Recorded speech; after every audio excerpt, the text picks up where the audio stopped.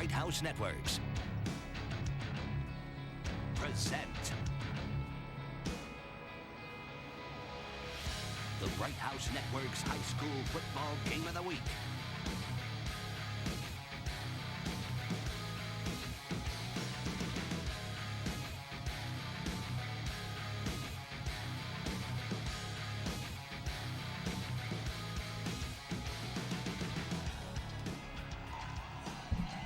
A very good evening, Kern County. Get ready. This is going to be a barn burner. The host school tonight for Bright House Network's High School Football Game of the Week. Shafter High School, the Generals, hosting the Eagles of Bakersfield Christian High School. The Generals, the only team with a 6-0 record. Bakersfield Christian comes in with a 4-1 record. Both teams have another team just up the road on their radar and on their schedule, the Wasco Tigers. But tonight, homecoming at Shafter. They'll kick off to Bakersfield Christian High School. This is High School Football Game of the Week, and it's exclusively on Bright House Networks Bakersfield. My name is Vance Palm, and I've got with me Brian Adams. Here's the kickoff. It's a bullet to the left side. It gets into the end zone, and so it'll be a touchback.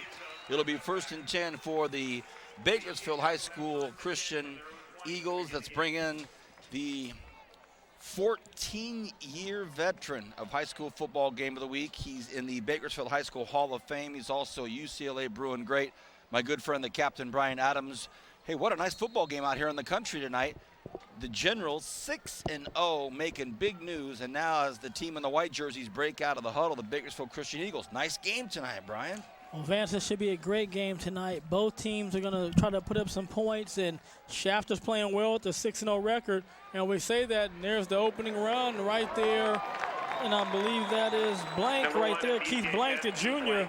And he's a playmaker. Coach Munson was talking to us about him, that he's definitely a kid that can make a lot of plays out here tonight. And Blankenship is his last name. Blankenship comes over from Liberty High School. Big playmaker there, but we haven't even seen the real playmaker coming up yet, and that is none other than Matt Smith, the sophomore. And as I call his name, Matt Smith gets brought down for about a loss of a yard or two. In Kern County, you remember last year, Matt Smith making news as a freshman for BCHS. He's bigger, he's stronger, he's faster. He's number 31 for BCHS. Get ready for a big night tonight of a lot of Smith running left, running right, and we'll see how that Shafter defense does.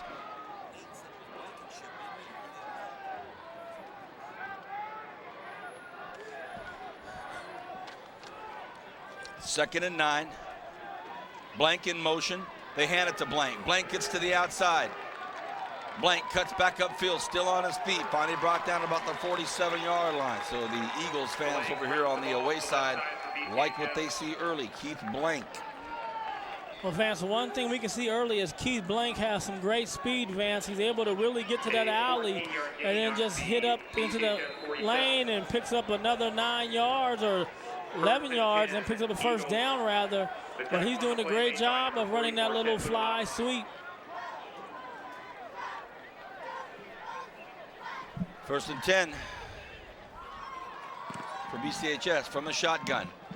This one's going to be Smith. Smith caught behind the line of scrimmage. A huge target on that number 31 jersey, Matt Smith, 6'1", 210.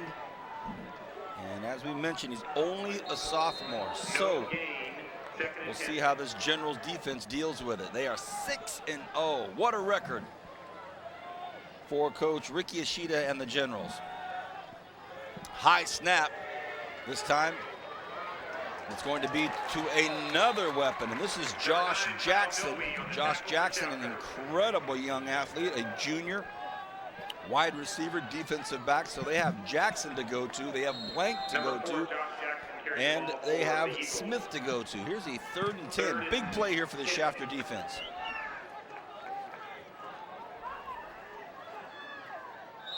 Two hard counts, and they finally got a general to jump, and this is Art Delos Reyes. He's guilty of that one. You know, Vance, and that's the one thing I hate to see is linemen and receivers jump, because first of all, you're taught to watch the ball. That ball moves, you move. It doesn't matter what the quarterback says or what's called. You just move when the ball moves, and now you make a situation where they can run or pass. Before, Vance, you pretty much had to pass the ball on 3rd down. 3rd and 5, just like that. High snap again. This time it's the Smiths. Make one good move. Takes a big hit. A huge hit. Ted Blemhoff. Blemhoff hammers Smith. And that's great defense right there, but look, Bakersfield Christian's on the attack, ready to try one more time to see if they can't pick up this 1st down. 1 hard count, 2 hard count. This time nobody jumps. They all look over to the sidelines on a 4th and 3. Smith goes in motion. It's going to be an option. They throw across the middle. What a nice play, and he's still on his feet. He's going to be at the 20. Will he get in? At the 10, he's knocked down and brought down at about the 3-yard line. Touchdown saving tackle out there by number 25, Joseph Ramirez. So Ramirez saves the touchdown, and that's that play we saw Bakersfield High School use on Garces 2 times to put the daggers in. And you know right there, Vance, just the safety just forgot about his assignment, the tight end. He was flowing with the run after making some good tackles in the 1st. And there you have Bakersfield Christian blowing through, scoring with the quarterback for a touchdown. But great play call on 4th down, Vance. You use your main target, Smith, flying to the outside like you're going to swing with them. Quarterback did a great job. And Thompson and looking and finding the tight end, hit him for that big gain, and now they just walked in right now to make it 6-0, and we'll see about the PAT. But great first drive for the Bakersfield Christian Panthers.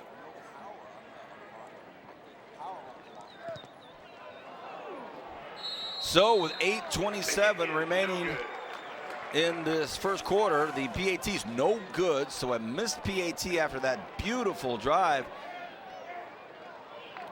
So here's the replay.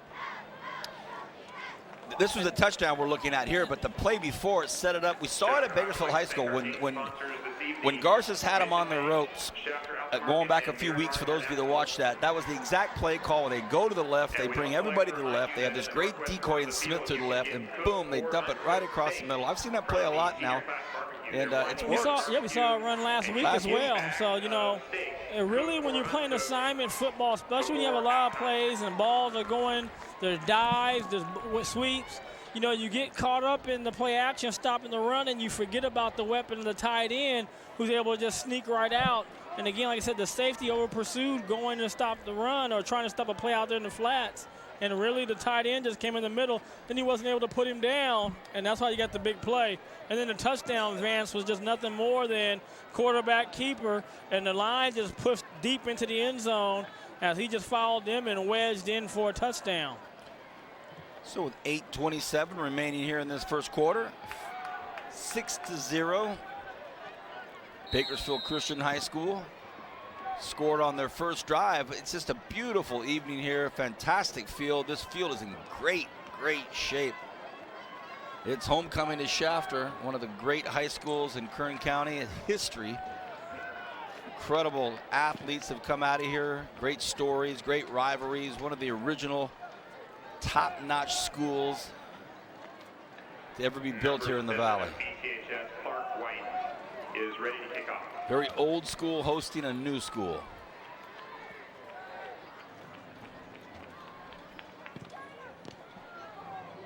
It's a low one. It's going to be good field position. Taken at the 25-yard line. Let's see how we can get that set up as Richard Norris was the return man, brought it up to about the 33, 34-yard line, 32-yard line. 1st and 10, Shafter Generals. Brian, this Generals team 6-0, the talk of the Valley here in a lot of ways because they're the only 6-0 team in this area. So that's going to garner some news. Well, Vance, you know, you don't get to 6-0 by having confidence in each other as a team. I don't know how many times they've been down. It hasn't been much this year. But we're going to see right now how they come out, and if they come out fighting or if they come out a little tentative. Kyle Milway's the quarterback. They go on the ground. And the handoff is to Ramon Alvarez. Alvarez gets it up to about the 34-yard line. One of the leading rushers in the county is Matt Smith for BCHS, so we're obviously going to be looking at one of the top rushers. One of the top quarterbacks is Kyle Milwee. So we do have some top-ranked players at a lot of different positions here on the field tonight on Bright House Network. Strong left side. They break out of the huddle. Milwee takes a look. They're still in the I formation on a 2nd and 10. They stay on the ground. And nice job by that BCHS defense. It was Alvarez again on the carry. And during warm-ups, you and I were down there on the grass, and BCHS has some pretty big boys. Well, they look very big up front, Vance, you know, and you know they got great athletes in the skill positions. So here it is with Shafter, Vance, 3rd and about 6, maybe, yeah, about 6, maybe 7, but let's see what Milwee can do. From the shot, he takes a look right, steps back, throws it, and it is, almost caught, deflected, and almost hung onto by Teddy Blumhoff. And Blumhoff was the linebacker that laid the big hit on Smith in the earlier series, so he almost hung on to that, and he's up for one of the King candidates, or he's a candidate for King tonight as well for homecoming, so Blumhoff having a pretty big night tonight. Well, the football team should win the homecoming court, Vance. They got 3 out of the 5 opportunities. All right, 4th and 6. Generals are going to have to punt on their first possession. Fumble! Block! Ball's up for grab. Who's going to grab it? It's going to be Smith that takes it. Smart play. He's gone. Nope, got tackled right there. Oh, boy.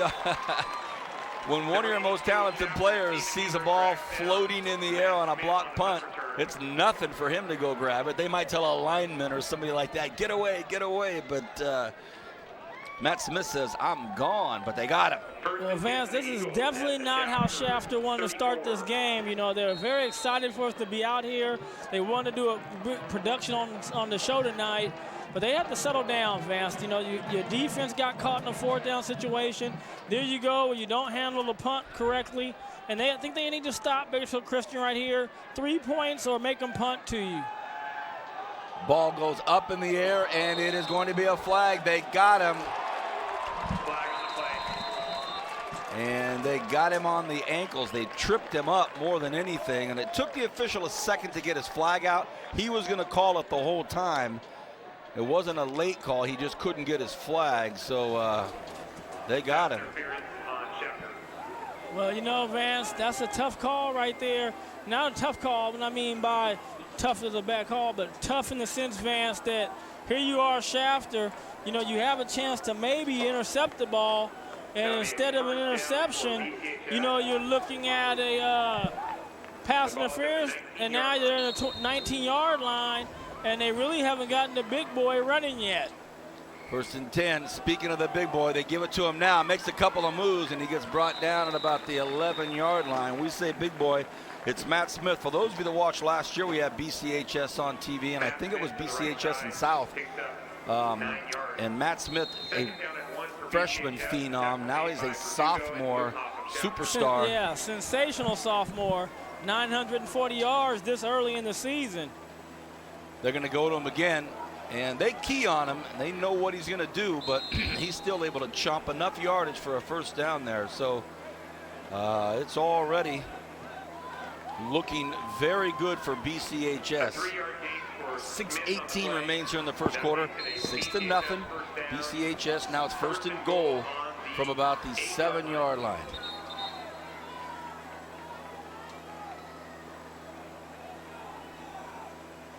Thompson, the quarterback. Same play early, Vance. Now this time try to keep it. And good recognition right there by the defensive line. And also, let's give Milwee some credit. He made a great adjustment, Vance. He saw the same formation, but he keyed right there on the tight end. Tight end wasn't open. Great adjustment by the safety. 2nd and goal from the 8 now. We're under 6 minutes to go here in this first quarter. Smith back there with Thompson. Play action, bootleg. Thompson Gets it out there. It's complete, and it's caught by Kupta, but very, very good defense out there. Nice job by this Generals defense hanging on in tough times early in this first quarter. There's a look at the play, and this brings up a 3rd and goal now. Thompson takes a look at a strong right side. It's a pitch out to Smith. They're going to let the big guy try to get it in the end zone. He takes a couple of hits, but nothing doing. He is in. Touchdown, BCHS. Touchdown, Eagles.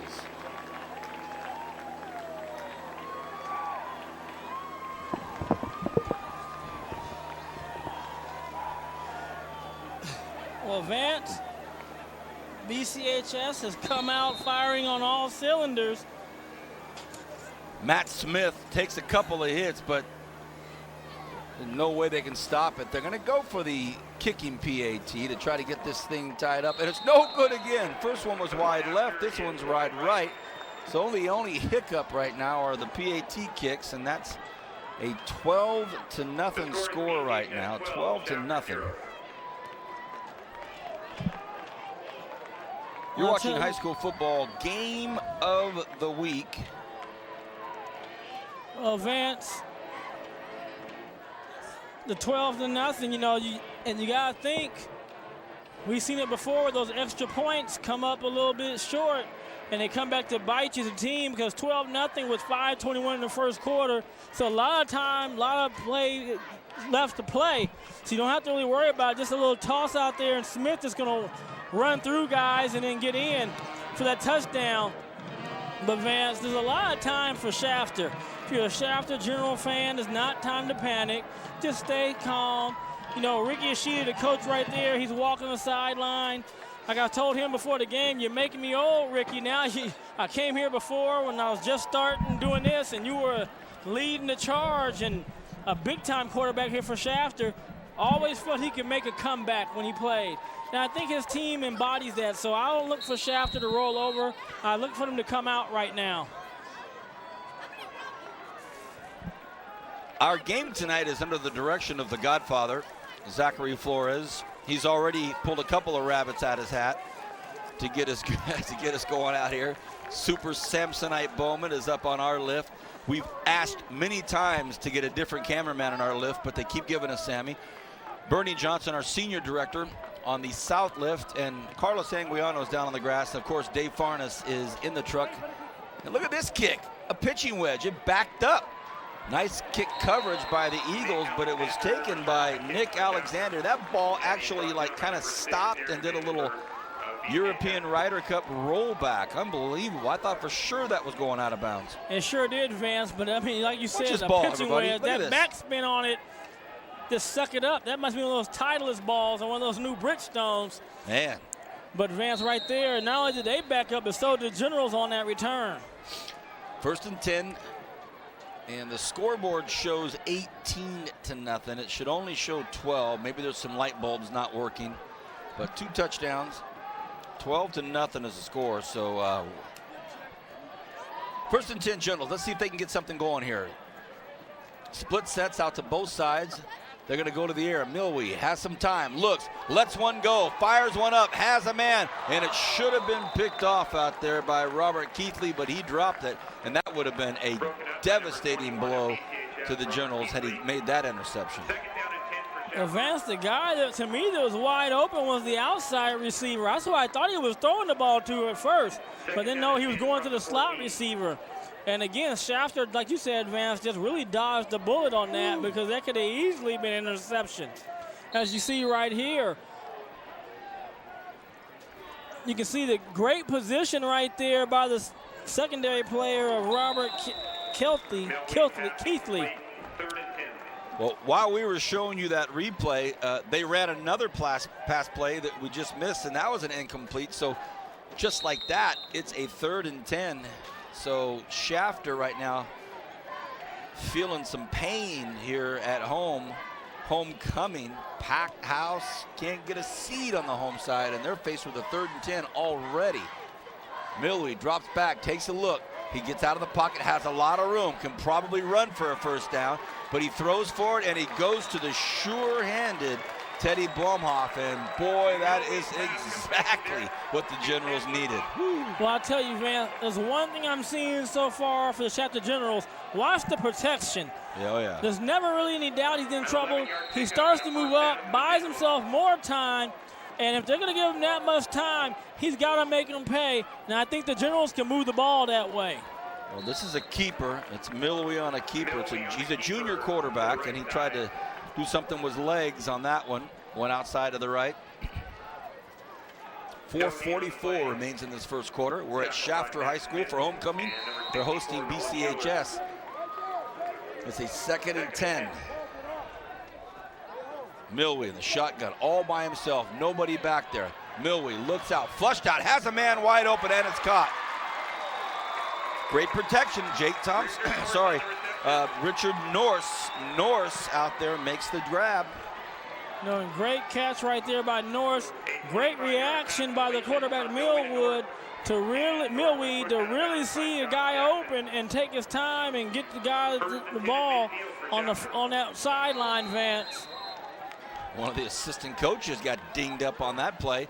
Milwee right up the middle. Good play call, about a 5-yard crunch right there. They just chomped up 5 yards to make that happen. Milwee on the keeper up the middle, a 5-yard gain. Well, Chase DeVries, man, I think it's Chase. I don't know which number it was. Maybe it's 10, but he hit him real well.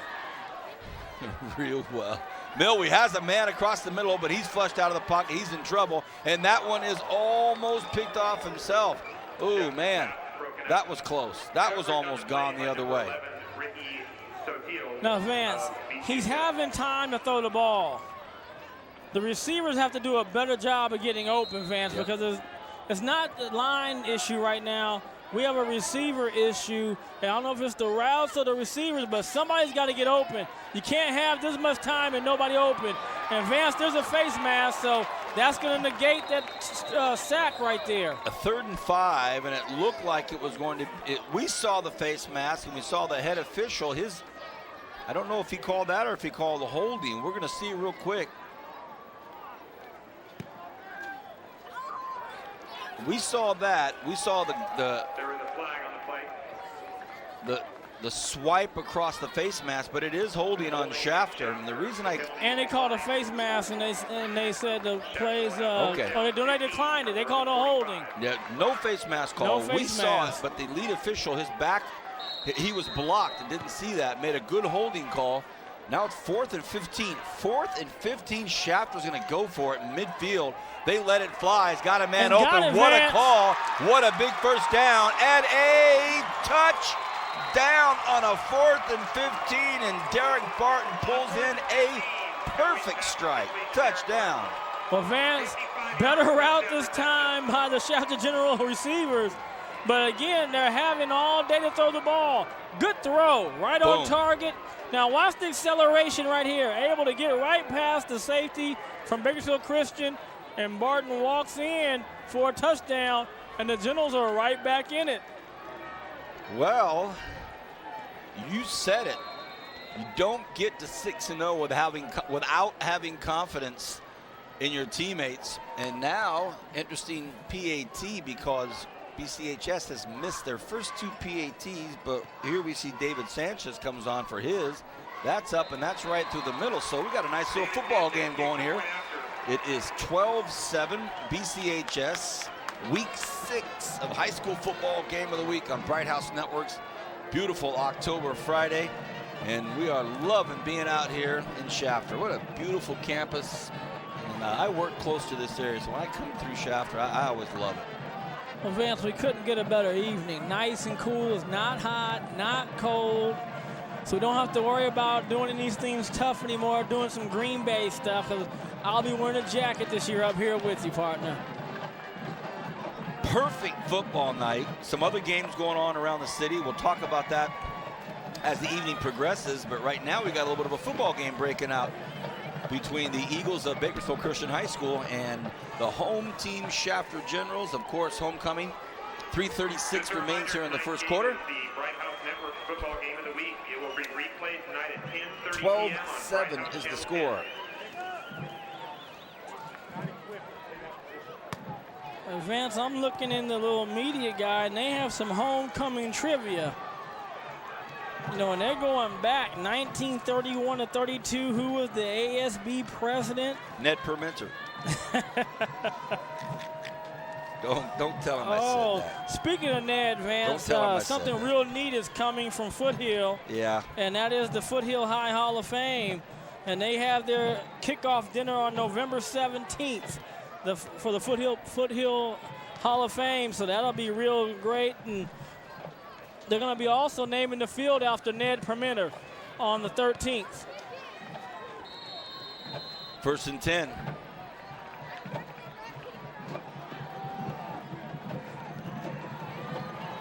That's what the scoreboard says, but we got to get football in somebody's hands. Well, it will be now, 1st and 10 for the Bakersfield Christian High School Eagles. And again, want to remind everybody, the Foothill Hall of Fame, and we're not covering Foothill tonight, but we want to tell you about it. The kickoff dinner is on November 17th, Vance. The kickoff dinner is the November 17th, and the Hall of Fame. Induction is April 5th. Okay, got it. And October 13th, Foothill against East.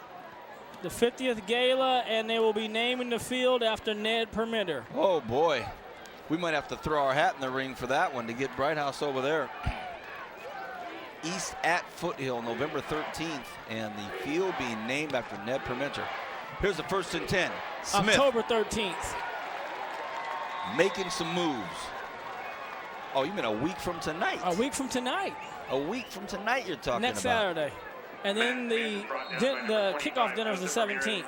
And right here, Vance, he's going to try to get outside and see Smith use his speed and vision. But I'll tell you this, I'm liking the way the secondary is coming up making tackles for Shafter. You know, we've seen now Joseph Ramirez make tackles, Cabazuela make tackles. Nice pass out there to Josh Jackson. Jackson, another threat. You know, you're trying to focus on Smith, you're trying to focus on Blank. Next thing you know, you've got Jackson out there who's speedy, great hands, great athlete. It never ends with BCHS. 1st and 10.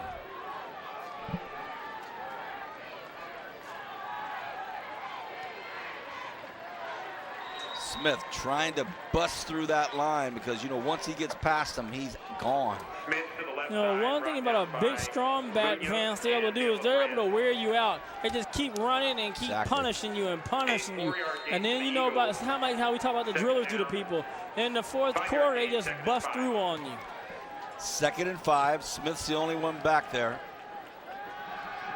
Thompson throws across the middle. Oh, the ball almost picked off. And can't believe it. Ted Blemoff is thinking, are you kidding me? And that was almost picked off. Thompson threw it right into the hands of Shafter, but they dropped it. Whew. Great read right there by Blemoff to really just see it, Vance, and that would have been a big play for the Generals. 3rd and 5. Smith in motion, off to the right side. Thompson looking. They finally do pitch it outside, but Smith's in too much trouble. Or does he get out? Oh, great job by that General defense. They hung in there with a very gifted runner, but Joseph Ramirez stuck with it, brought him down. That had everything, had all the makings of a broken play turn touchdown. It did, but you know what? Again, I talked just a little while ago about these secondary players coming up making tackles, and you're going to see right there, Smith run through a guy. Now, he's usually thinking right here, I'm about to turn the afterburners and make it happen, but Ramirez comes up, does a good job of tackling him low, taking out his legs, and puts Smith down. 4th and 5, BCHS going to have to punt.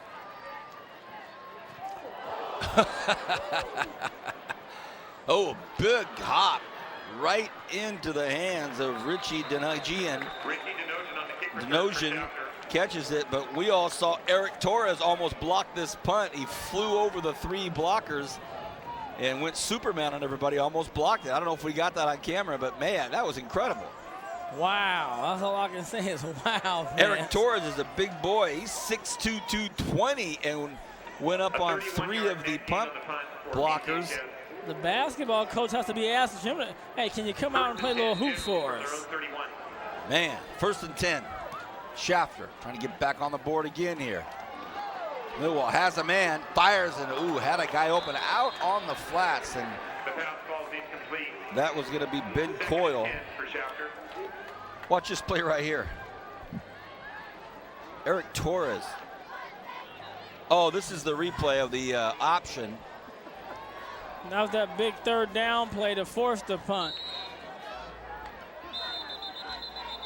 We have a lot of whistles before this play starts. It's a 2nd and 10 on a $1.50 left here in the first quarter.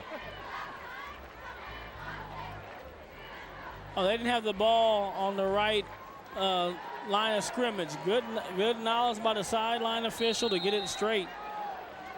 It's supposed to be on the 31. They had it on the 30. Every yard counts. Millway takes a look, finds his man, cuts back against the grain. Could be a nice gain here. He's running sideways. And now he's paying the price for it. But I believe he picked up the first down, and it was Nick Alexander. Caught a nice slant inside and kept running sideways, but he got the first. Yeah, and right there, Nick Alexander, the junior. Hey, Nick, when you're catching it right there, you know, see, now they're saying it's third down is short. No, they're moving the chain now. Give him the first down. But, Vance, you want to catch the ball and just knife straight up field. You don't want to try to make a big play going back. And he almost gave up the first down doing that, but he was fortunate to pick up the first down, keep the chains moving, and right now, not enough pressure. Another great pass out there. Milwee to Norse, and he threaded the needle there and really made a nice pass. Wow. And Vince, I think that the Bakersfield Christian going to have to bring another play. But look at the pass, grip pass, right on the money, good catch. They got to bring another person onto the party on the rush because they've been only going 4 guys. Now you got 5. Now there's not as much time. See the difference, Vance? When you're going those 4 guys, this line is good enough to hold you off and give them a lot of time. But that's a great job of bringing that 5th guy, and he didn't have nearly as much time and was forced to take a loss of 4 yards. Good job by the Bakersfield Christian Eagles. As Brian said, lost 4, so it's 2nd and 14. Half a minute left here in this first quarter. The quarterback is Kyle Milwee, a junior, who wears number 9. He stands back on the S logo. Overthrown in the air. And that will fall incomplete, so we'll have a 3rd and 14 here with 24 seconds remaining in the first quarter. Nice first quarter of football. And Vance, now if you're the Shafter Generals, you have to recognize they're bringing 5 and 6 guys now, picking up the pressure. What you're going to have to do is run quicker routes, break them off earlier, and get open, because now you're really going to be going pretty much one-on-one. So this is what you want as a receiver, to go one-on-one so you can beat them. Ball's in the left hash mark. 3rd and 14. Milwee just kind of floats to his left. Oh, bad exchange there on a shuttle pass. Must not have even known that was the play, because Ricky Acosta didn't even know it was coming. Woo! Could have been a lot worse. Could have been a fumble. Well, Vance, it would have been an incomplete pass because it's a pass forward, so it wouldn't have mattered. It probably would have been best if you would have dropped it, because you lost yards on that. But, like you said, Vance wasn't ready for the ball, and also the pressure didn't come hard enough for that play really to work. So they got to be in a situation now if they're punting, but maybe not, because they went for it on 4th down last time as they would get a timeout. All right, end of the first quarter, 12-7. What a nice football game here between Shafter and BCHS. Back in a moment on Bright House Networks with the second quarter.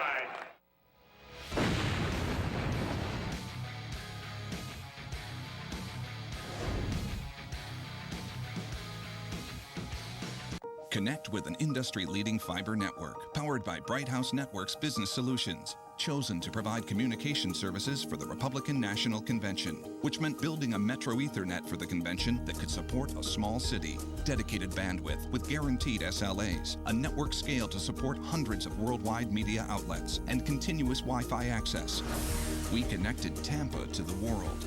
Imagine what we could do for your business. Bright House Networks Business Solutions.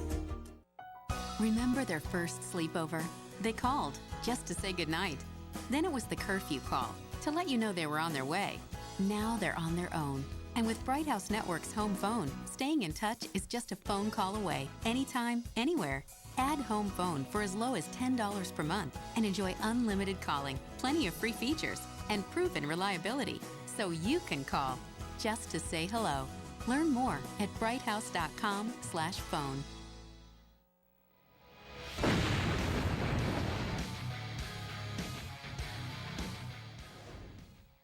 Welcome back, everybody. Start of the second quarter was a doozy, a big play while we were away, and it was a nice big first down pass, and we will show it to you right here. This was the play that just started right here about 15 seconds ago on a start to the second quarter, so it's 1st and 10 all over again, and now they just ran a running play for about 2 or 3 yards, so we're all caught up. It's live football now, 2nd and 7.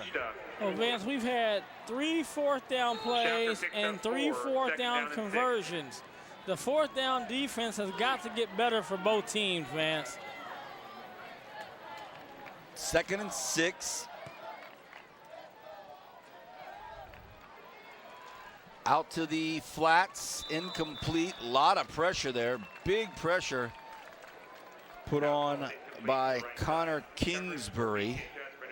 Kingsbury, defensive lineman, put the pressure on Milwee. And again, I like what Bakersfield Christian is doing now. They really are trying to put pressure to staying away from that 4-man rush, and they're making them throw the ball early. They go to the end zone, and it is broken up by the receiver. It was going to be picked off, but a good offensive/defensive play by Derek Barton to make sure it wasn't. You know, Vance, the only thing that I see when they're running this route, when they're having both players go down, is look how close they are together. That's just not good because you got 3 white jerseys and 2 blue ones, and great job right there by the receiver playing defender. But I like to see more space between those receivers. 4th and 6, another fourth down Brian just talked about, and Coach Ishida is going to call a timeout. We're just underway, early goings here in the second quarter. A 12-7 football game, so the coaching staffs for the Shafter Generals on a 4th and 6 want to talk about it. Some other games being played tonight. Liberty at Bakersfield, and they were talking about getting tickets early for this game and pre-sale tickets for this game. 2 very big schools, the Drillers hosting Liberty Patriots. And I can assure you of this, no matter who plays the Drillers right now within this area, they better bring their AAA+ game. No different tonight. Even as well coached as Liberty Patriots are, they better strap it on against these Drillers. They're looking very good. Well, Vance, I tell you, we're usually about this time of the year we've seen most of the teams anyway. And I still think the best 2 teams are Garces and the Drillers, with the Drillers having the edge on Garces. And Liberty, like you said, Vance, they're going to have to be all in all the time to win this game tonight. 4th and 6, they go for it, and it is a flag, and I don't know if the flag will keep the play alive. The BCHS staff, the coaching staff jumping around, hopping around. We saw the head coach and assistant coaches jumping up and down saying, what's the call, what's the flag? Against Bakersfield Christian, I can tell you that. And they called pass interference, and I don't know if we have that replay. Maybe we can see something at the end of it if we have it. Well, we have a bird's eye view, a really good view of it right here. Milwee drops back, and well, it must have been earlier in the route, Vance, because we only saw the tail end of it, so it might have been earlier in the route where he was held or pushed. Coach Perucci still looking. By the way, head coach is Gerald Perucci. He's still somewhat perplexed, a bit flummoxed, trying to get a response here of what the call specifically was, but be that as it may, it's 1st and 10 from the 11-yard line. The Generals, they go to the air. It's caught, and it's going to be at the 1-yard line. Was it a fumble? Was it a fumble? No, they say it was down. They say the ball was down. It was caught by Nick Alexander. He turned, he spun, he lunged to the goal line, brought it down about the 1. Yeah, he was down. It was down by contact. Josh Jackson made the initial hit there, number 4. Yeah, it looked like his knees hit first, and then he reached. Well, they fumbled the ball right there. I think the ball is loose, Vance. The quarterback, Milwee, went in to try to go in for a quarterback sneak. Well, where everybody is, it sure looks like he was in, but they say no dice. It's got to be the 1 millimeter line now. No, Vince, he fumbled the ball. He mishandled the snap, and the ball was on the ground. You see right there, the ball's going down. So he wasn't even close to getting in. That's a good spot by the officials, and very, as you always say, fortuitous bounce, Vance. Goodness, they need to get in here. So it's 2nd and goal from the 1. Little discussion in the backfield. I don't know what the discussion is, because if you can't sneak that millimeter, something's really wrong. Well, I formation, Milwee, hard count, and really all that does is move him about a 0.5 millimeter. I don't know, what is that? Who's the? I don't know, but you know what you do? You take a chance on your own team. Yep, offense move. No. See, to me, that was too much conversation. You're only going to move about this length, Vance, and I'm showing you about 4 inches or so. Snap the ball, hound the ball, quarterback, get in between the line, and go in the end zone. Now you're in a situation where you're, 2nd down and 5-yard line, and now anything can happen. Well, from what we just saw by that excellent camera angle by Carlos Anguiano, if you can show it to us again real quick, Zach, we've got a bit of a stall here for a moment. Look at this, Brian. Here's the line of scrimmage. See, there's something on there. Oh, If you watch the helmet, rewind that if we can get a chance. You can see the helmet, that same angle. You can see the helmet of the tackle move. Really slow on your left side. Now let's go back. Let's play it. On the left side of the line, you'll see a helmet move up there. There's the helmet move. There's the offensive player. What a call. So now 2nd and goal from the 6. Now they're in the I formation. Strong left side. They're going to try to get in. Ooh, it's a handoff to the left side. It's taken by Ramon Alvarez, and he gets back down within a footstep of it. You know, in Vance, I think it goes back to what you said. Why hard count when you only got a few inches? What's the referee going to move the ball? Where's he really going to move it? It's a great point. You know, and now you bring up where you got 2 yards out, and this is nothing more than whatever your play is for a 2-point conversion. You run that now. I formation again. Everybody tucked in tight. It's play action. It's Milwee rolling, and it's a touchdown. And it's caught out there by who else? Teddy Blemhoff. And Vance, that's what I said. Now you just run whatever you have for your 2-point conversion. That's where the ball is, and that's what they did. Play action, good play fake right there. Rolls out. I like the way his head is up. Throws a good strike. What I like about that pass, Vance, is right here in his chest. He doesn't have to move around, and it's not going to matter if you get hit. He catches the ball, stays in the end zone. Great job. Touchdown, Generals.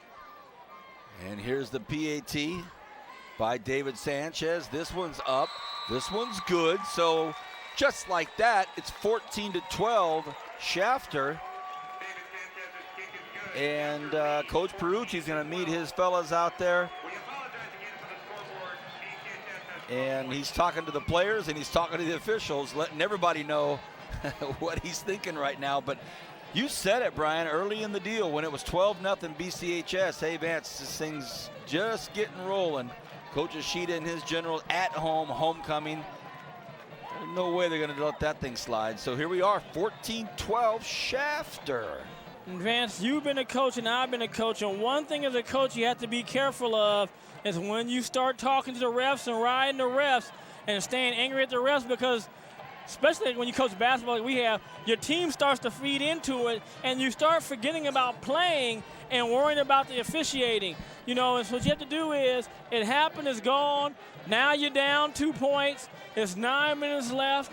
The same way they had a lot of time, so did the Eagles. So you go back and do what you did when you scored and say, hey, let's come back, let's drive down, let's score, get the lead back. And defense, we have to be better on 4th down. This just can't keep happening to us.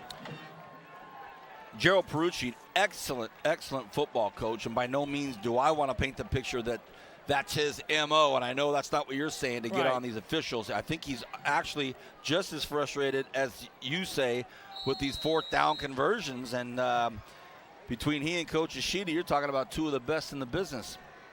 9:06 remains left in this first half. Here's the kickoff, and it's going to be returnable for sure.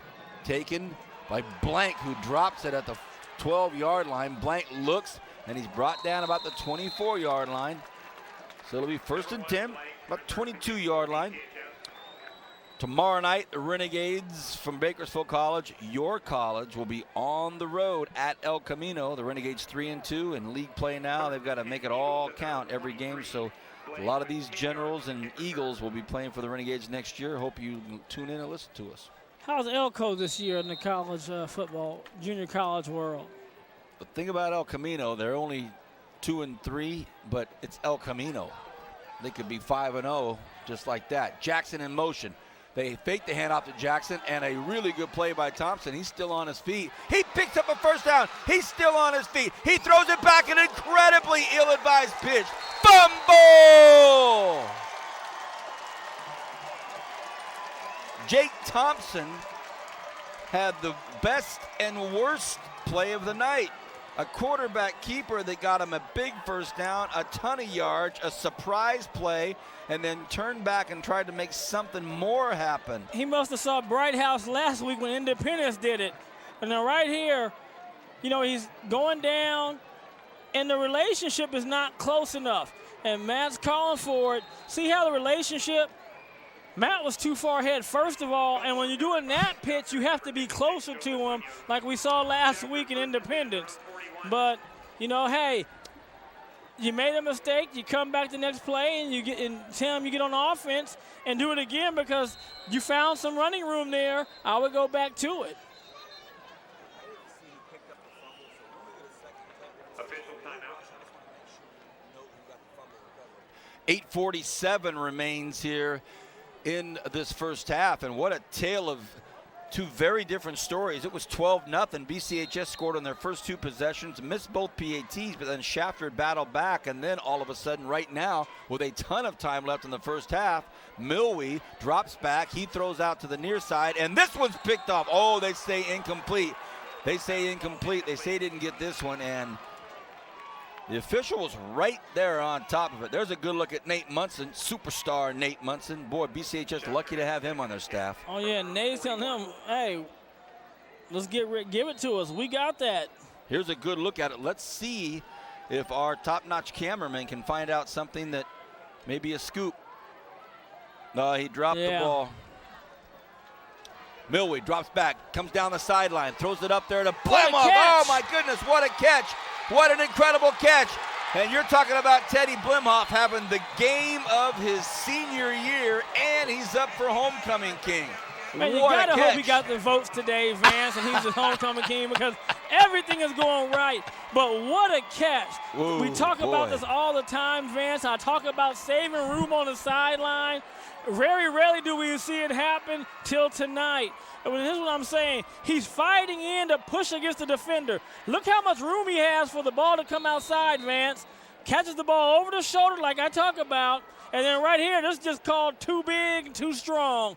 And get off me, little fella, as I walk into the end zone. PAT is good. And don't blink, everybody. In this game, you never know what's going to happen. It's 21-12. Oh, boy. Look at this. And here it is. It doesn't get better than this. Right over the shoulder. Great concentration. Good job of catching the ball. And here's the superhero power right here, Vance. Josh Jackson, great athlete, trying to make a shoulder tackle on a mountain. And it didn't happen. And Teddy Blemhoff, if you're at the game tonight and you were given a homecoming court flyer, it says who the candidates for king and queen are. There's a photograph of Teddy Blemhoff and Amanda Mosley. And he looks like he's 7'4" and that she's about 5'2". He's a big, big guy. And so what a night. And I'll tell you what, if for some reason everybody has already cast their vote early and he hasn't won, they're going to feel awfully bad tonight. Because he's having, like you said, the game of his career. He's win-win. In one night in the first half, Vance.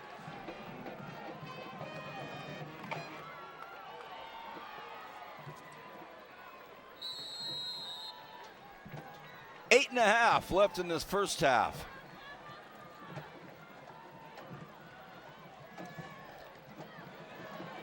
Very returnable. Now Smith takes it at the 28. Smith looking for room down the left side. He has it. Smith cuts back against the grain. Smith still trying to find more room, and he finally gets brought about down the 48-yard line, so it'll be 1st and 10, and that's what BCH needs. Some good field position, good momentum to get going. You know, Vance, you don't want to criticize too much, but I've been watching this kid boot the ball in the end zone every time. When you have a weapon like that and you got dangerous return men up there, when your up man is Matt Smith and he gets the ball, that's dangerous. Just kick the ball in the end zone. Don't play around with these guys. Don't give them life. Now they're on about the 48-yard line, and they're going to come back too. So let's just see what Bakersfield Christian can answer now. Those 21 unanswered. And they go to Donald Harris, the junior running back. So now Harris gets in on the action. No gain there. Carried up the middle, stuffed by the Generals. Number 77, Eric Torres in on the stop. You know, Vance, and good defense right there by Shafter, that interior line. We see Eric Torres right there. They're doing a really good job. Jackson in motion. They fake it to him. They're going to go to Jackson. They toss it out to the right side. Jackson, flag on the play, still on his feet. Oh, what a nice run. What a nice play by Josh Jackson. Makes a fingertip catch. You think roughing the passer, Vance? And a roughing the passer, and this looks like it may be on the closest guy there, Juan Verdugo. Oh, yeah, he gave him a big shoulder afterwards. Well, it wasn't a hard hit, but it was so far after the pass was released. That's why they had the rule. You know, you got to play with some restraint. The ball was gone. Just run by him and don't even touch him. Yeah. But Josh Jackson did a great job of running after the catch himself, Vance, running through a tackle, picking up the first down. Then you add the penalty. So this is a great situation for Bakersfield Christian because, again, Vance, you know, they're right there in it as well. It's not like they're down 21-0. They had a 12-point lead, and here they go right now, partner, and they got a chance to drive in and put some points on the board. Wow. Donald Harris stands back there.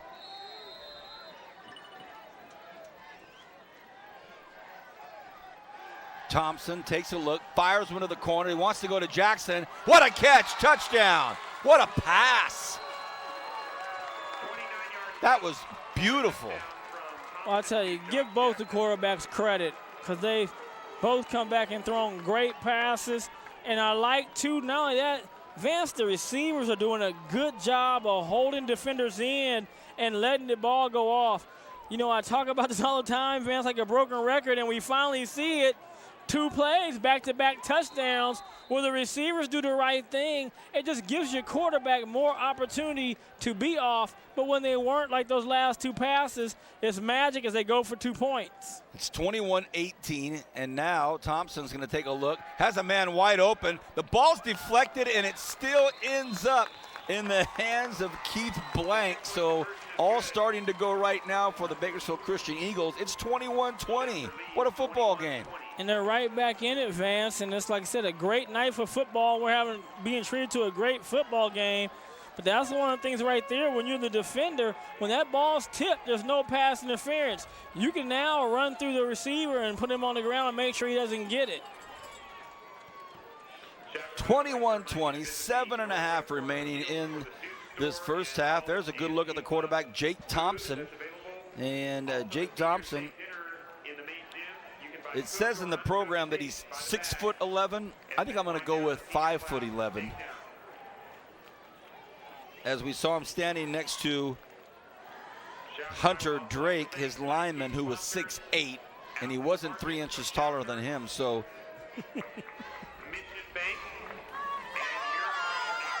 yeah, Vance, I think that might be a little bit of a misprint. I think if we had a 6'11" senior quarterback at Bakersfield Christian High School, we may have known about that. 7.5 remaining. Look at that score. 21 for Shafter, 20 for BCHS. What a football game. You know, and so far, Vance, you know, the defenses have been getting shredded. They've had a couple moments of brilliance, but for the most part, the offenses have done a better job so far tonight. So it may be one of those games, Vance, we haven't had in a while. Is who has the ball last. Be nice to have one of those, wouldn't it? Oh, yes. Be nice to call one of those games that are riveting. So here comes the kickoff. Clark White will do the kicking.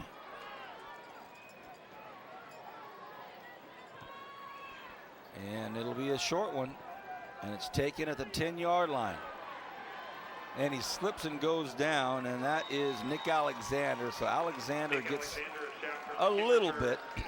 But now Shafter with a 1-point lead, and they were trailing by 12. If you're just getting to your television, this game started off with BCHS on their first drive going right down the field, and they scored. And they missed the PAT, get the football back right away, come right back down, score again, miss the PAT. So it's a 12-0 game.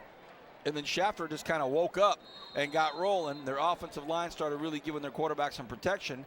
Next thing you know, it became 21-12. Now it's 21-20 with a Eagles touchdown and 2-point conversion, and with 7:27 left in this first half. We got a nice little football game. You know, you talk about alumni, man. We're here talking about quarterbacks making great throws from Bakersfield Christian, and Derek Carr just blew it up, throwing for, was it 500 yards, Vance? Derek Carr starting to have a real breakout time in his college career, and there's a nice pass and a nice first down out there caught by Richard Norse. So yeah, Richard man, Norse on the action. Great job right now by Shafter, exploiting the defense with some passing. Great play fake and getting outside there and picking up a big chunk of yardage.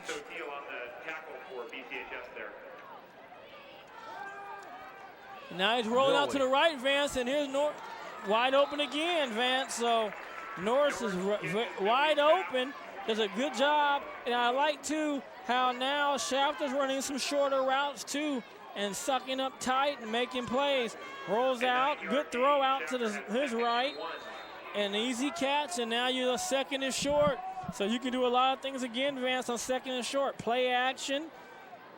You can go deep. Because if it's incomplete, you're third and short. So you can take some chances on this situation.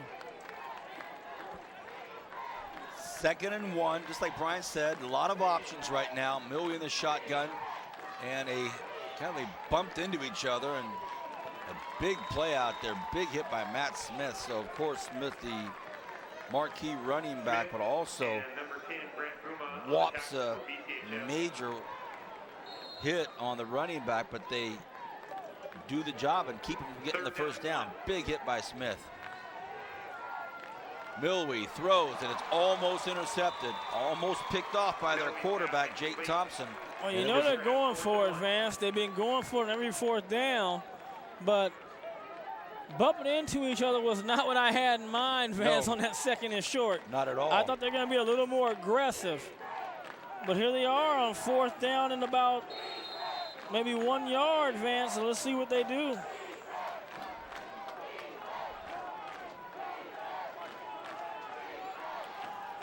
Fourth and 1, as Brian mentioned. No hard count. They just get after it.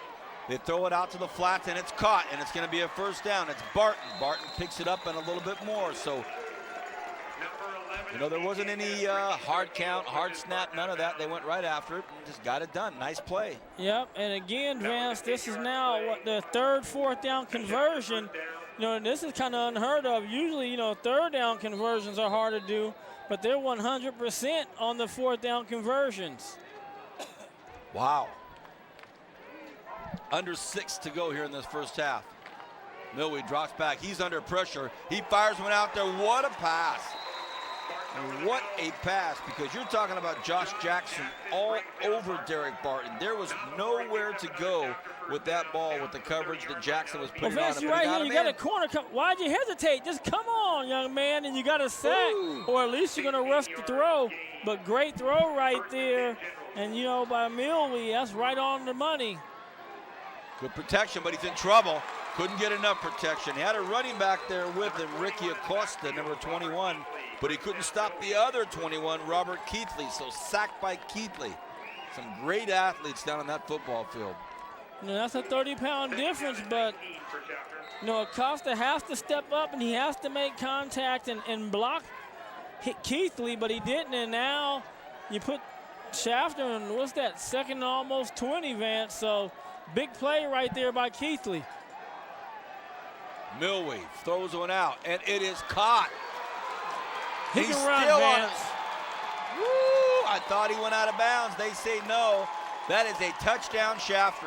What a play. What a play. Derek Barton can run, Vance. Watch the acceleration. His ability stops on a dime, knifes upfield, Ooh. and then the acceleration. He's running off the camera right there. Great job.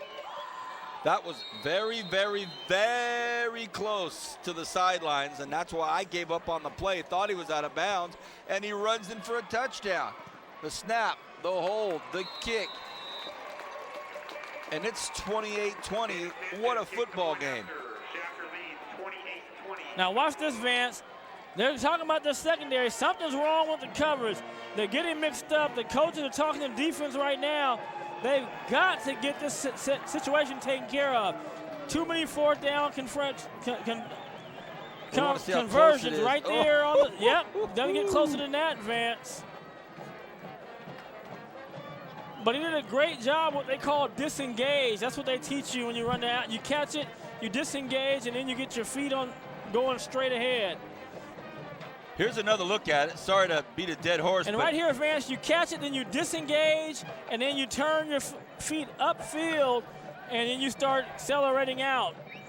That's textbook right there for a receiver catching it out and going upfield. And that's Derek Barton.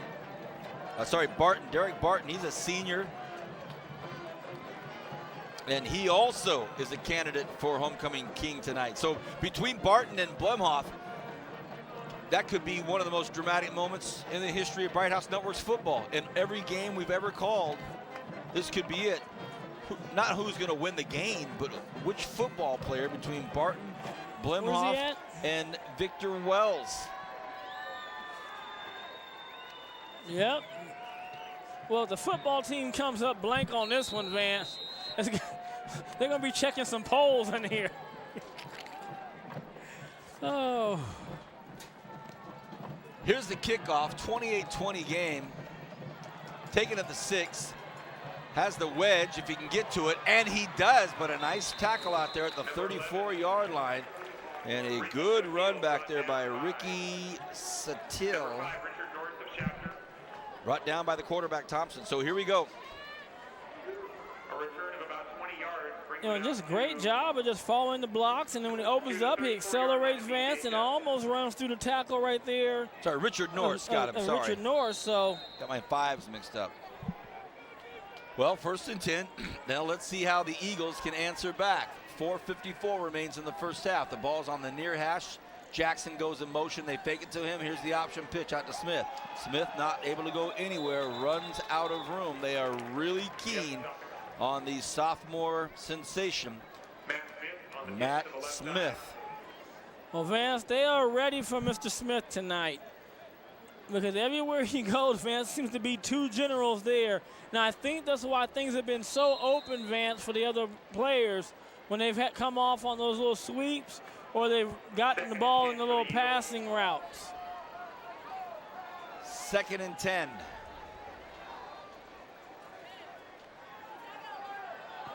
Thompson, the quarterback, on a keeper. Nice work.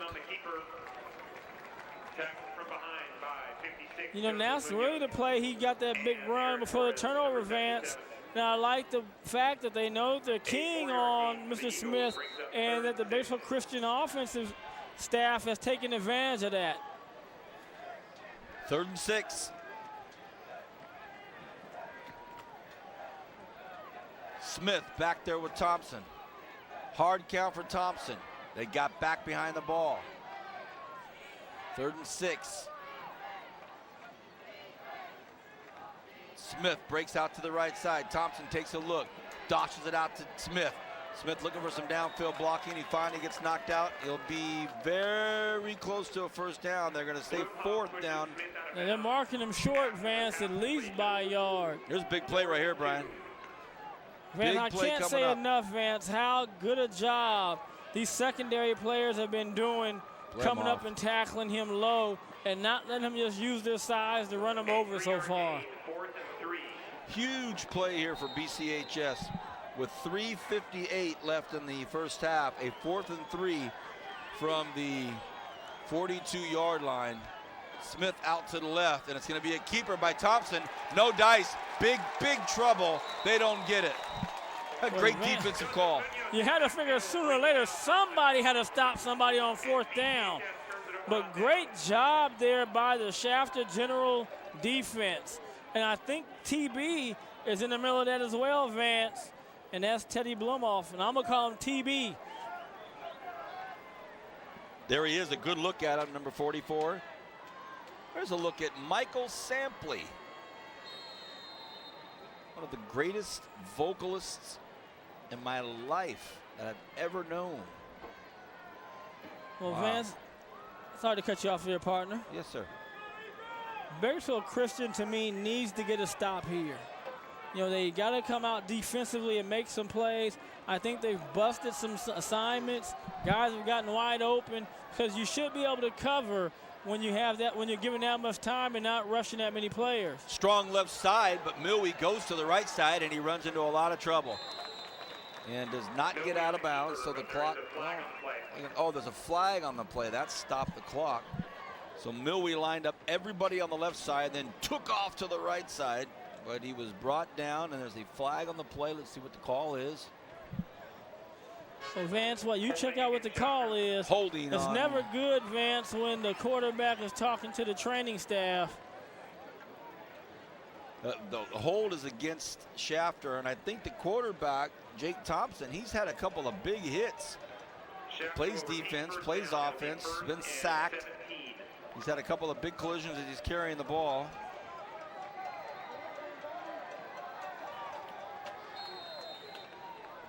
Vance right there, that was a good break for the Eagles. Now they have to capitalize on it and not give up the score. Milwee takes a look on 1st and 17, goes down the sidelines with it, and it's caught by Barton again. Bye-bye. And Barton might get in, and he does. Touchdown. A gamble by Keith Blank does not pay off. Touchdown Shafter, 34-20. Well, Vance, there's a shocker, Vance, over at Driller Stadium. Halftime, 14-3 Liberty. But right there, look at that move right there. And what I really like about Barton is, Vance, he has great acceleration. He can go from 0 to 30 very fast. He accelerates very quickly and then takes off. And great job right there. Again, the secondary player was in position but missed time to jump to get the interception, and the ball went right over his hands. Oh boy, 35-20 with 3:34 left. Not in the game, left in the half. Well, I'll tell you, that secondary coach is not happy about this. There's miscommunication or whatever. If we can see the replay again, I mean, you can see where the interception looked like it's right there for the taking. And you'll see right here about the ball kind of hangs up. But right here, the defensive back just mistimes the jump. If he waits a second later to jump, he intercepts it. And then right here, you know, one-on-one with Barton, you know he's quick. Then watch his acceleration. As he looks back, he's seeing where the guys are at to come get him, and he knows he's in now. Jackson goes for the angle, right? Jackson just tries to go for the angle on him, and Barton's, as you say, way too nifty. Makes one move, and it's touchdown. You call a touchdown, he was still 20 yards out. Well, Vance, this is the way he accelerates and stops. When you have a guy like that, a smaller, quicker guy, Vance, you want to use the sideline. Don't be in front of him. Be kind of to the side. So when he stops, you kind of stop, so you can push him out of bounds at the least. At least push him out of bounds and use the sideline as another defender. But when you stop inside of him, he's going to cut back and accelerate and score most of the time. It's going to be taken on the run. Oh, they run into each other. No way. Jackson running backwards.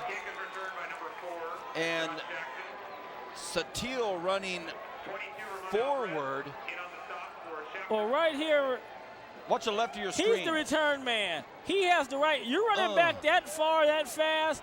Jackson, that's the mistake. Young man, you got to let your return man get it. You know, you take more than a couple steps, it's not going to come to you. And because your return man's not seeing you. He's looking at the ball the whole time, Vance.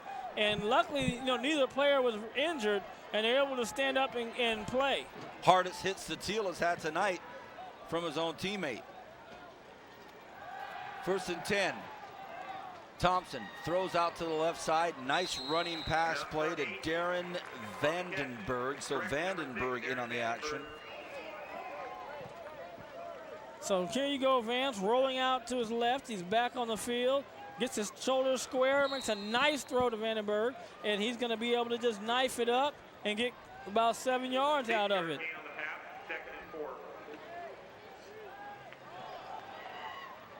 The big boy. They're going to go up the middle with Smith this time, and personally, I would maybe prescribe that for about 10 or 12 runs and just let Big Matt Smith start to do some damage. There's a good look at the sophomore sensation right there. He's listed at 6'1", 210, and he is built.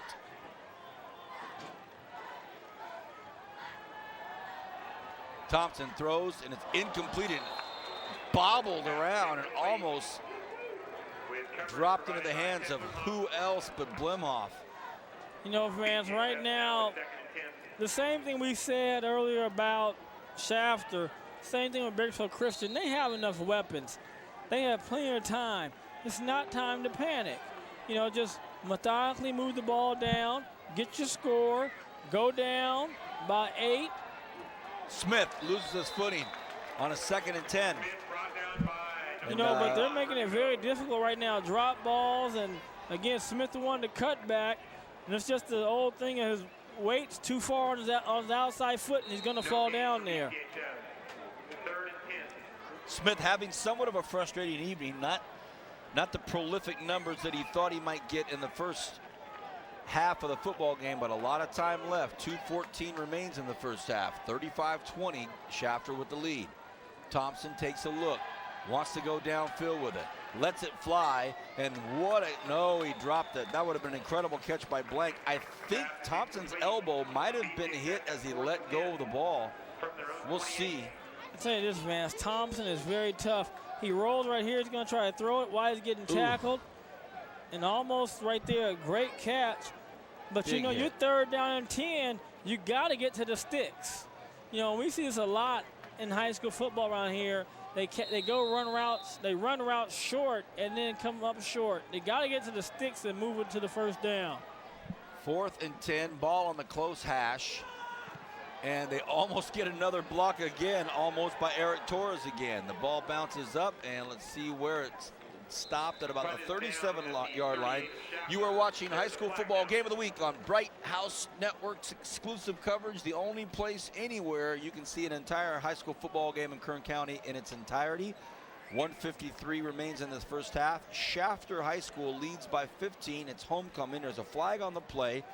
And I'm Vance Palm. I have Brian Adams next to me. And you said something about a halftime score at Griffith Field. Yeah, my main man, I'm giving up my insider for my driller scores. Don't do it. I told him I'd give him his little puff today. And that's Randy Robinson. And my man Randy told me that it's 14-3 Liberty at half. So, Vance, what'd you say, AAA?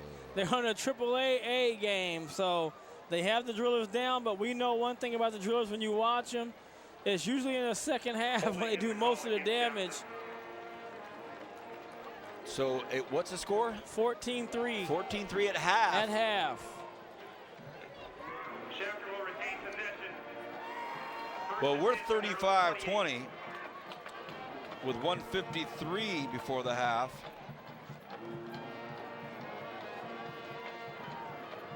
And Shafter playing a really good football game. Well, both teams playing a really good football game, but Shafter has the upper hand right now. And don't be surprised, Vance, they try to put 7 more on the board. Milwee rolls to his left, throws. It's caught out there, and it's complete to Norse. Norse picks up a few yards on a nice reception. Kept low and out of the way. Nobody could have caught that except Norse. And you got to give Ricky Ashita credit. He's calling the plays, Vance. And one thing that he did do is he shortened routes and he started rolling out his quarterback to get him away from that pressure. Very smart. So great adjustment. Very smart.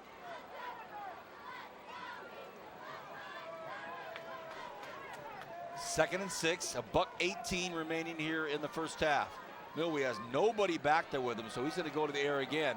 He's in trouble. He's running to his right, throws across his body, takes a huge hit. He is laid out by Matt Smith. Milwee's pass ball is incomplete. You know, Vance, and great job right there by Matt Smith to get the pressure and put the hit on the quarterback, Milwee. 3rd and 6 for the Generals from their own 32. Because if Matt Smith's not there, he can turn this corner, Vance. He had a lot of room to run or pass. And great job right there by Matt Smith, and to realize where he's at and then drive him to the ground. That's what you want. You only want to hit the quarterback. See if you can get him gun shy after hitting him a few times. 3rd and 6. Milwee in the shotgun. Again, nobody with him. Huge right side, though. You see those receivers at the bottom right of your screen. He goes left first. Goes down the sidelines. Throws it up there, and it is incomplete. Flag! They throw a flag. Now, you know, Vance, that's tough if you call it on the cornerback. What else can he do? And Keith Blank. Now, he could be on the offense now, too, Vance. We've seen that call this year. It is not. It is called on BCHS. You know, maybe if we can see this when the ball's in the air and slow it down a little bit, but let's see. Take a you know, look I don't right see there. anything right there. I don't know what the corner's supposed to do. And Keith Blank, wearing number 1 there, looks over at his coaching staff and his sidelines, threw up his hands and said, hey, Coach, hey, I feel pretty bad about the call, but I'm not quite sure what I'm supposed to do. So, be that as it may, and the coaching staff for Bakersfield Christian High School now really giving it to this official that has the unfortunate duty of standing on this sideline. Because he's going to hear it, man. Yeah. He's like, woo, And I all got you the can wrong say is, side right now. I didn't make the call, Coach. My partner over there made it. We're standing by the call, 15 yards. All right, new life for Shafter. Milwee now finds his man out in the flats. It's a first down. It's caught, across the middle. Richard Denesian. He looked out the flats, and then Denesian cut in for this catch. Nice pass. Good hands, everybody. Good hands.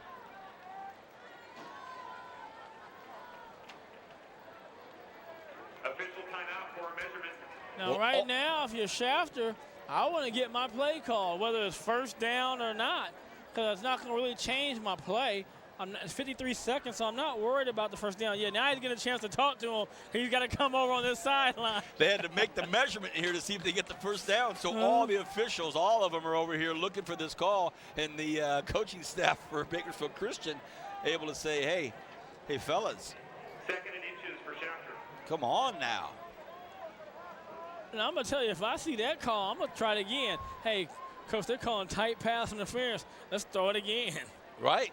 2nd and 9, 53 seconds. Now, Shafter should be up and ready to call the play. But they're not. They're taking a quick little chit-chat back there. It's Barton talking with Milwee, and Milwee looks back at his running back, Juan Verdugo. I formation, Verdugo in front of Barton.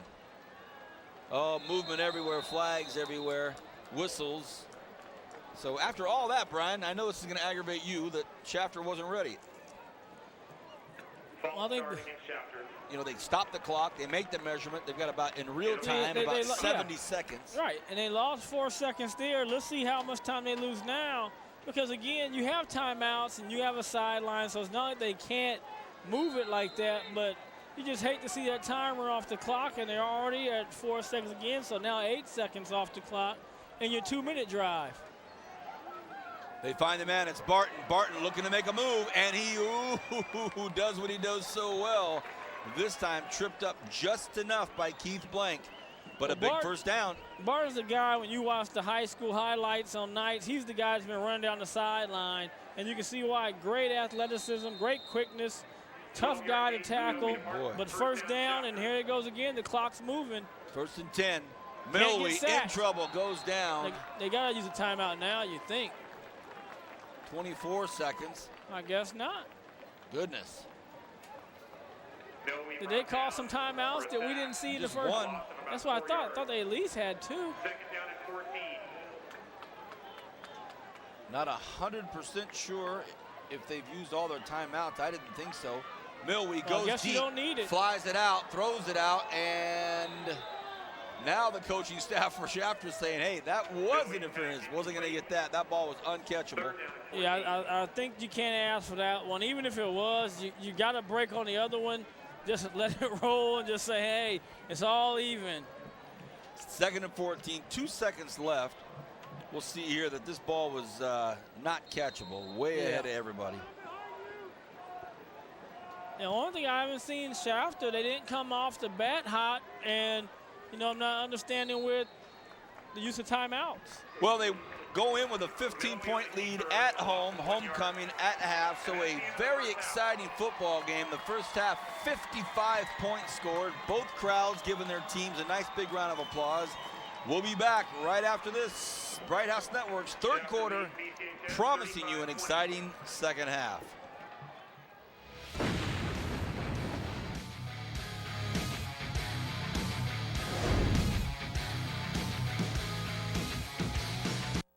At Bright House Networks, we don't want to be seen as just a cable company. We hope to be considered a friend, the kind of friend who's in your community, helping out where and when we can, and who can make rainy nights in better than a night out.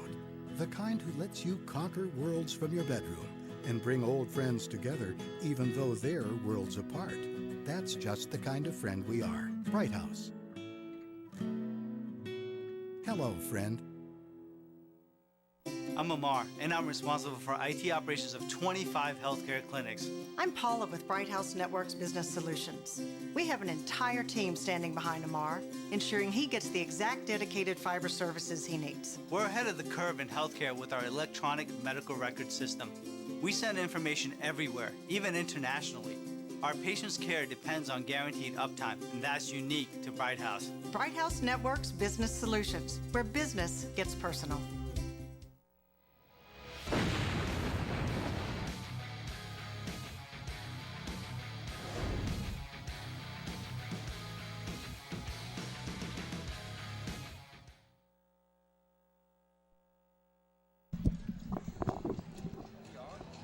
Welcome back, everybody.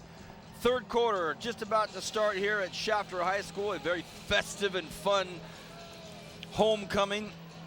There's your score, 35-20. The Generals have come roaring back from a 0-12 deficit. And BCH answered in the middle of all that with another touchdown and a 2-point conversion. But as it stands right now, BCHS will be kicking off to the hot team, the Shafter Generals. Nice first half of football. It's a pleasure to have you back. I'm Vance Palm. I'm joined as always by my longtime partner. Been with him a long time, everybody. He's a BHS driller. He's in the Driller Hall of Fame. He also played for the UCLA Bruins. He is an integral part of numerous young athletic projects here in the county. Works with so many of them to prepare them for life and education and sports. His name is Brian Adams. Good to have you back. What'd you think of the first half? Well, Vance, what a first half. We saw Bakersfield Christian jump out early on the Shafter Generals, and then Ricky Ashida's bunch just came roaring right back, 21 unanswered points. Then we seen Bakersfield Christian come back and put up 7 on a nice pass to Jackson. And now we're back up with the General scoring with that 7 and a 15-point lead. And I think the Eagle defense has to make a statement this series right here. Short kick. We haven't seen any real long kicks. Fumble on the drop, and it's going to be dropped down at about the 20-yard line. So it should be 1st and 10 for the Generals on the 20-yard line. Tonight our director is the Godfather, Zachary Flores. As we see a look here at this return, we have our senior director, Bernie Johnson, on the south scissor lift. We're over on the north scissor lift with Sammy Bowman. Carlos Anguiano is down on the grass as always. And in mission control with Zach is none other than Dave Farnes. So here we go, underway in the third quarter. Official timeout. And before a play begins, an official's timeout, and it looks as though Josh Mantle was sent over the sidelines very quickly to work on something on his helmet. Oh, his button popped off. Okay, so the officials caught that and said, let's start this thing right now. 1st and 10, a pitch to the right side. Cut back against the grain and picks up nothing. That first half, Brian, we saw so many elements of both teams. We saw great pass protection. We saw great running games. We saw great passing games. Here's some alumni cheerleaders, or at least they're wearing the old alumni gear.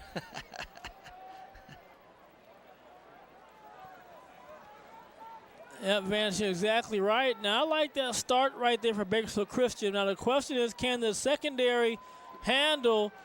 Ooh. Oh, got a flag in there. And that might be, that's in the holding area in general, Vance, but we'll see. But and it looks like it's going against Shafter. Kern County, you could basically say that I am a nincompoop. We had a replay of the cheerleaders. I thought it was the Shafter side. It was the local side over here for us. The close side, it was BCHS, not alumni cheerleaders. So, well, partner, I was thinking the same thing.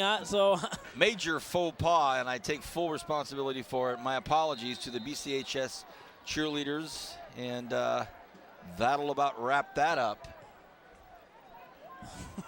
2nd and 20. To say that the boys in the truck are laughing is an understatement. And now we have a discombobulated start for the Shafter Generals, a timeout after really a bad start here to the second half. So this is not what Coach Ishida drew up in the locker room at halftime. All right, let me make it up. Let me make it up. These are the beautiful, talented, incredibly sparkling, gifted, athletic cheerleaders for Bakersfield Christian High School. I'm sorry. Oh, man. Well, Bakersfield Christian, let's go on that for a second, Vance. Oh, and then we ship to Shafter. Okay, forget it. Oh, they couldn't have scripted a better start for them in the second half defensively, except for now they have to play pass defense, and that has been their Achilles heel tonight because that is how Shafter has done most of their damage. 2nd and 20. The quarterback for the Generals, Kyle Milwee, he's in the shotgun. And we had movement, and the running back there was Ricky Acosta, and he saw number 12, Hayden Kupcha, coming hard from the safety position or the corner position, and it made him jump. So Coach Ishida, after a timeout, has a false start. Are you kidding me? He's not going to be happy right now, Vance. And this is not how you want the momentum to go. They're going to go to the air. Milwee throws across, and normally the sure-handed money man, Derek Barton, lets that one go. So it'll be 3rd and 25. Well, right there, you're going to see the ball is going to get tipped. Almost an interception, Vance. You'll see first the ball, nope, not going to get tipped. Just good throw. Barton doesn't catch. I thought number 10, Boma, got on it, but he didn't. 3rd and 25.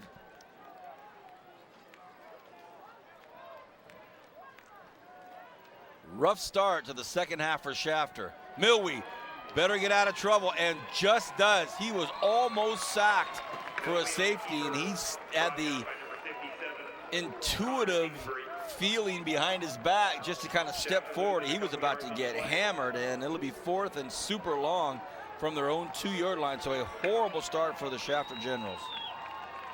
Man, can't say any better than that, partner. Horrible. And right now, even if I'm a Bakersfield Christian, you know, I'm trying to set up a return or even go for a block.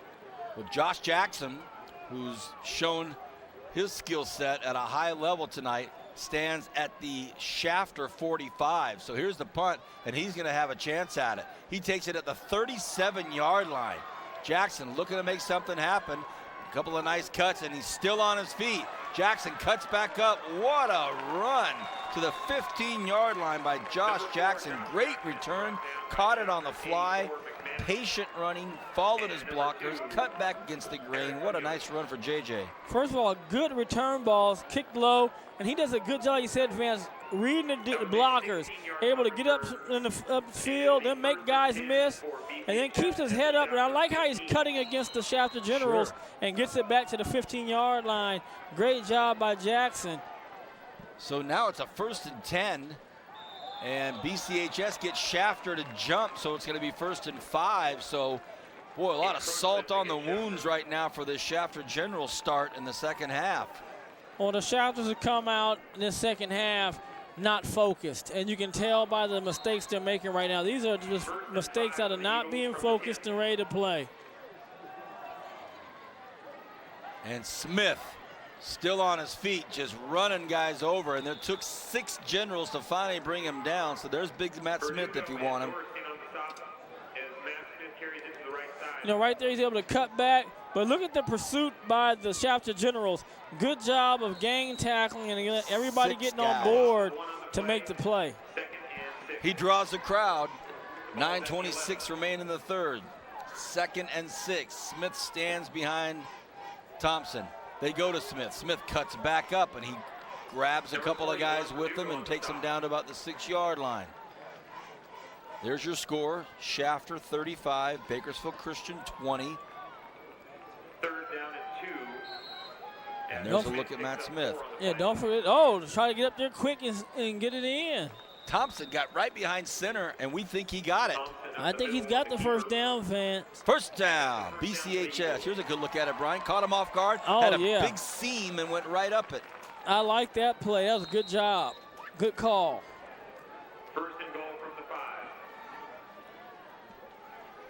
5. 1st and goal, 5-yard line, under 9. High snap. They give it to Smith, and he bowls his way down to the 1-yard line. That could have been disastrous. He catches the high snap in time to hand it to Smith. Woo! And good job right there. Smith also hitting the hole, Vance, and not quitting. And I wouldn't be surprised if they get to the line quick again and try to just go over for the touchdown. And that's got to be in. I don't know how it couldn't be. Everybody's on that side of the goal line. Touchdown! They got in very quickly. And there's a look at that BCHS sideline. And there's Coach Perucci and his staff. So, again, it gets interesting again. 35-26 now. And we've had some problems with the PAT. There's a look at the replay, and they just jammed it up there. Well, I think, right now they're going for the 2, Vance, and obviously PAT's not in their vocabulary right now. Strong right side. Thompson takes a look and threw it too hard. Just fired it in there, rifled it in there. It was intended out there for blank, and I think there were a lot of visual traffic in the way there. A lot of things happening on that play. Well, they had 2 receivers wide open on that. Shafter wasn't ready. And that seems to be the theme so far, Vance, in the beginning of this third quarter. Shafter's not ready. They're not ready to play. They're not focused. They're making minor mistakes. But they've responded, though, Vance. They've been a team of response. So let's see what they do after this. And, Brian, this will be there's a look at it there. Boy, he just fired that thing in there. This will be a very, very big series for both teams. If Shafter struggles again, BCHS gets this football back, it's just going to change the complexion, the momentum, and the shift here. But if Shafter can grind out a nice long drive, then it's going to be a tough road for BCHS. And get back to the playmakers, Vance. I think they've gotten away from them, and they never had a chance when they started moving backwards with the hold and the jumping off sides and things like that. Well, not offside, but procedure, moving early. I'm sorry.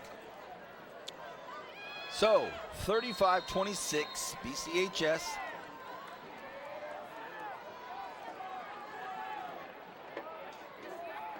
We'll do the kickoff, and the kicker is Clark White.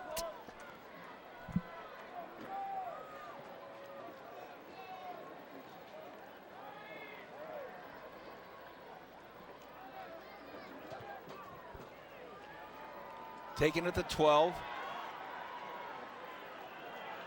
Fumble, fumble, fumble.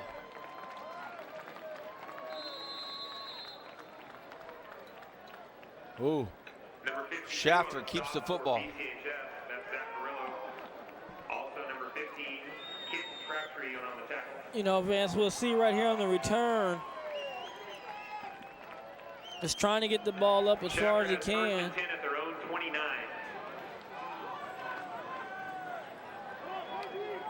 Still fighting for yards there, and 1st and 10 Shafter.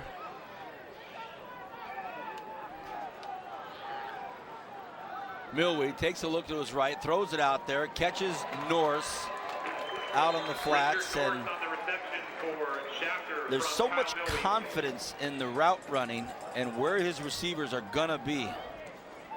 well, they're doing a good job. You're gonna see North right there. He's gonna settle down right where the opening is. Good job, good pass, and he's able to pick up another 1st down, and here go the Generals answering right back. So on the 1st and 10, they pick up 14. 1st and 10, Shafter. And now the ball is at the 42-yard line. Milwee, shotgun, keeper, cuts back up against the grain, takes a couple of big hits, and the biggest one comes from Josh Mantle. Mantle is in there for the big hit, as well as Zach Murillo. There's a look at Mantle. Brought down by number 64. You know, they're just trying to keep the defense honest. Milwee's going to try to run upfield, but there's nowhere to go. And they're just driven back over the zone lineman. 42. 2nd and 10. Milwee has a quick chat with Acosta in the backfield with him. Acosta's going to stay back and block. Milwee fires one out, overthrows the intended receiver. It was Norse. Incomplete. And he did have Blemhoff back there with him, but incomplete. 3rd and 10. Well, that was a good little out and up route.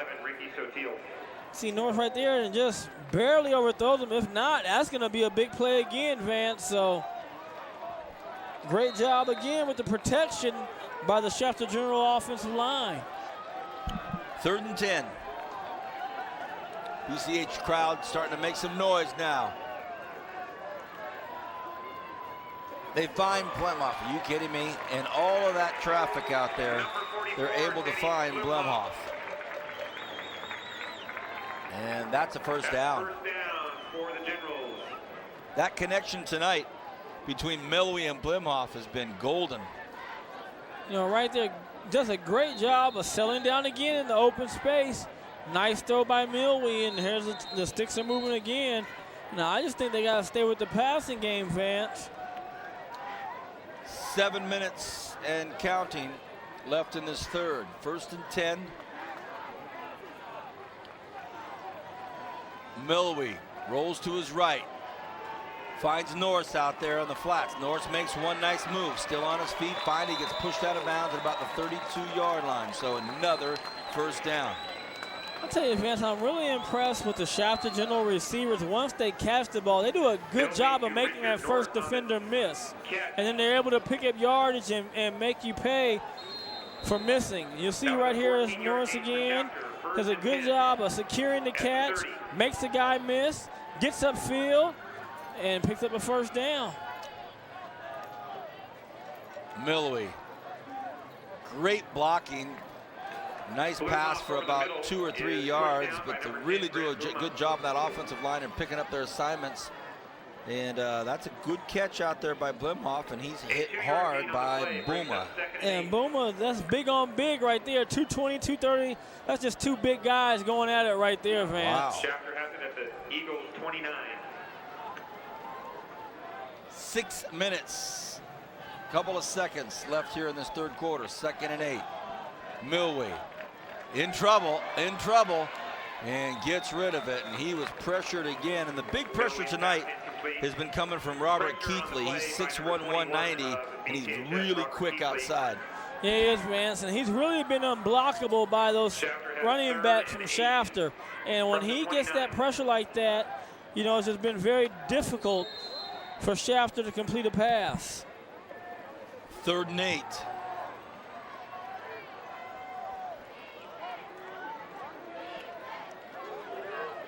Acosta stands right next to Milwee.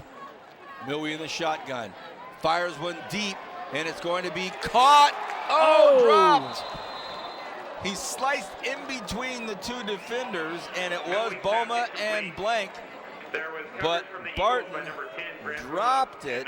Woo, I mean, boy. watch the adjustment on this ball, and he just comes across and almost pulls it in for another touchdown. But great play, and I guess they're not worried about it. They're like 3 for 3 on 4th down, Vance. And Look here's at the a good adjustment. look at it. Oh, he wished he could have that one back, kidding Vance. me?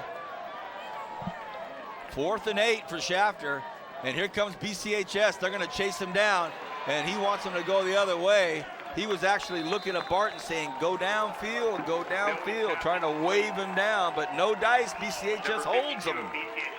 Well, I thought he missed the receiver who was open, and that was number 8, Vance, and that's Ricky Dinogen, who was wide open. I thought curled up nice and tight right by the 1st down marker, but there was pressure, so Milwee didn't have a chance to get to him. So 1st and 10 for BCHS. 5:44 in the 3rd.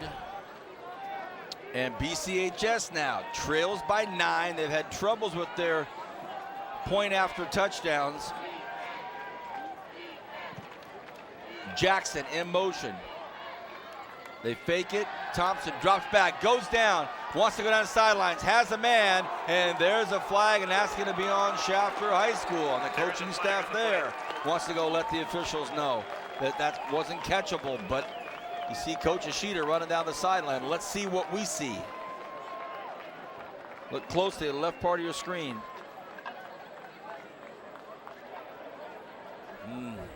You know, you Close. figure if he's not held, he might have a chance to get to the ball, Vance, but It's gone both ways. Let's say I'll that. tell you this.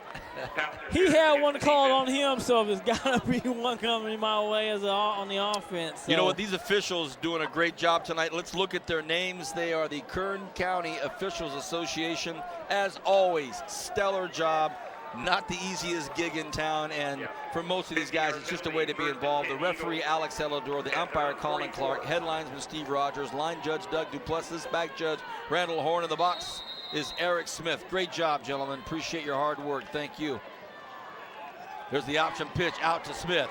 Now Smith taking a look at it. And Matt not having the prolific night that I think maybe he had hoped for, but again, a lot of time left, and he could do as much damage on defense and just crushing and pounding that defensive line, wearing them down. I'll tell you this, Ramirez does a good job fighting off the block of Jackson and coming up to make a play. Sure He's done a does. great job of going low and wrapping up those legs, Vance, and not letting Matt run through him. 2nd and 5. And Smith on the run, and he's going to pick up a 1st down, and he gets it to a nice kind of inside draw. It looked good. Nice play. Matt Smith carries it across midfield for a BCHS first Counters down. back the opposite way and does a good job of reading Ball is at the General and picks up the 45, 1st down. 1st and 10.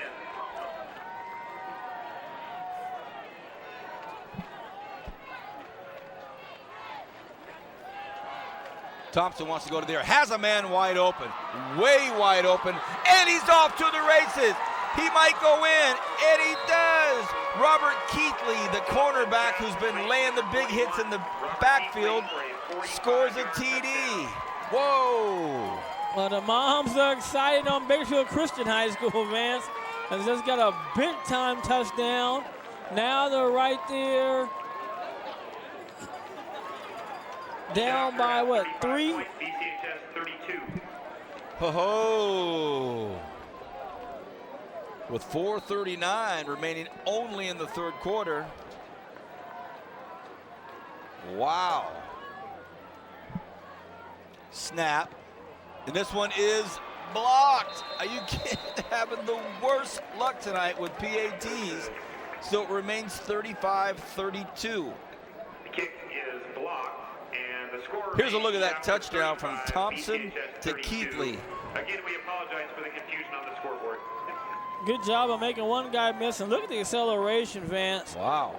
Really picks him up and puts him down there. And gets in for an easy score. So 35 for Shafter, 32 for BCHS, and now this BCHS fans getting into it. So a 3-point lead with 4:39 left in the third quarter. A lot of time left. And dare I say, we're actually feeling our first chilly evening in a long, long time. Yep. What a football game. If you're just getting with us and you're looking at that score and you're looking at how much time's left in the third, you're right. This has been a great football game, and it's a long ways from being over. And it's not as if these teams don't have good defenses. That's not it at all. Just some really good playmakers on both sides of the football, two great coaches, and this is a good football game. Yeah, you gotta like this game so far. Vance has gone back and forth. One team has got momentum and play well, and the other team takes it back. And they just gone back and forth and just trading punches with each other and doing a good job. BCHS has quite possibly the longest kickoff procedure or kickoff routine. They get in a huddle. The kicker, White, goes to the ball, comes back to them, then goes back out and paces it off. So they have a method. And this is going to be taken about the 7-yard line. It's taken by Denesian. Denesian, fumble! Fumble! Number 8, Ricky Denosian on the kick return. So Denosian. Yep, Denosian there, Vance. Just right now, Shafter this quarter, they could just throw it out because, I mean, they had a few plays on the one drive. But other than that, Vance, it just has not been good for him in this quarter. As you see right there, just stumbling. You know, as they say, the turf monster got him, or here the grass monster. You can hear those footsteps. You know, you're down there, you're trying to pick that ball up, and you can hear guys are coming at you, and you're like, man, I got to get out of here. But if you don't have that ball, you're not going anywhere.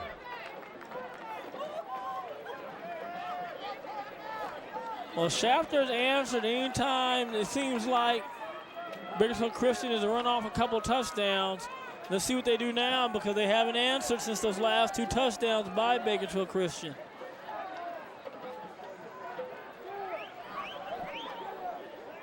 First and 10, Milwee flushed out of the pocket. Oh, just gets out of the grasp of one Eagle, and finally button a fumble. Ball goes out of bounds, and it is a flag.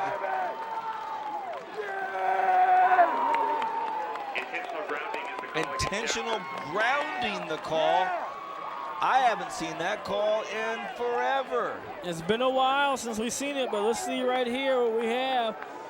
You know, Matt Smith kind of delays his rush, and then he just accelerates right here, puts the pressure, and then here it is right here. Now, the ball comes out, he's throwing the ball.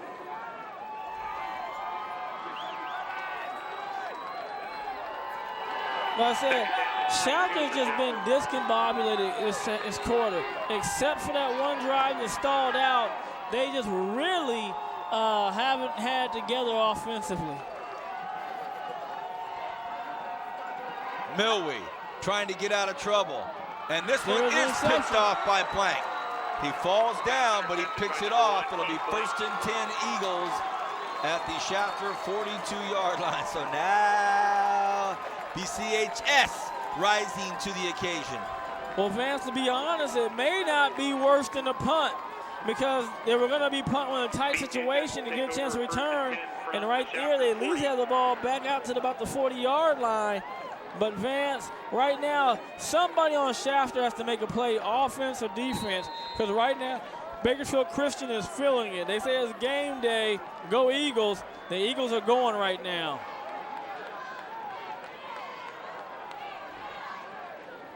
So now it's back to Jake Thompson. Smith up the middle is brought down by Blumhoff, Aguilar. And that was Matt Smith on the carry. So with 4 minutes and counting, 35-32 is the score. I formation, sorry, not the I. Thompson's has Smith behind him. Smith's going to stay back and block. Thompson's going to try to get out of trouble. What a great job. What a great play out there by Eric Torres, who's been trying to block punts all night and made a great play there. Torres, the 6'2", 220-pound senior, and he'll come into your screen right about there. Makes a play on a really quick-footed quarterback. Nice tackle, young man.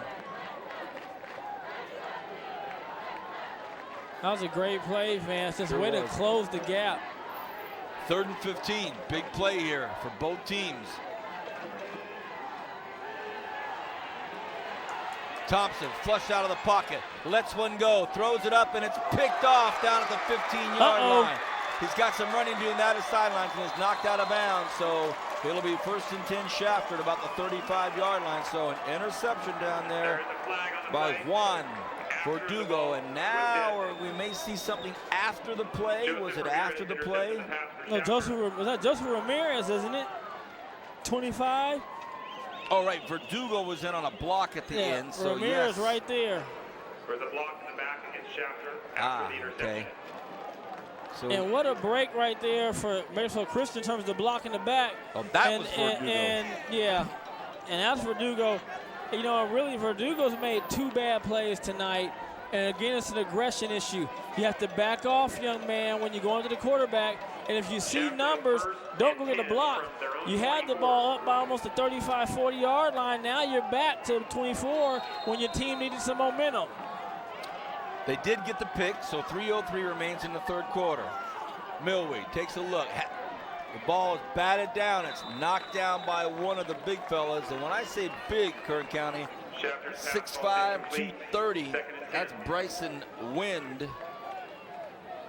Hunter Drake is 6'8", 255.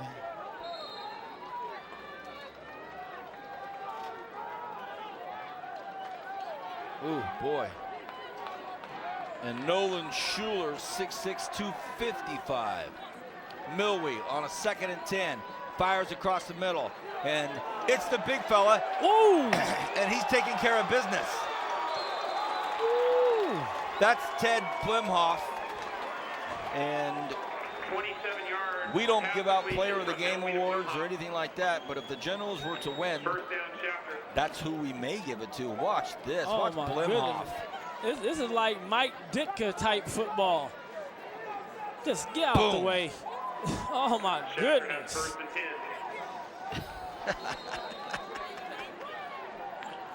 Wow. That's throwback football right there. TB Ted is playing. Plimhoff. They go to the another air. touchdown. And it's going to be another touchdown. Derek Barton. And unfortunately, Keith Blank lost his footing. And it's a touchdown, Shafter. Well, Vance, take a pick. DB or TB, one of them will for sure be player of the game. Let's also give credit, Vance, to the quarterback in Milwee. He's throwing for yards all over the place. Big numbers tonight. 2:40 remaining in the 3rd quarter. Goodness. There's a snap, the hold, the kick, and that's up and that's through. The kick is good. And a flag comes out very, very late after the PAT, and this is probably going to be a player conduct foul. And we see... We saw the end of it, but not before there was a touchdown. Personal foul against Shafter. And can he kick him out?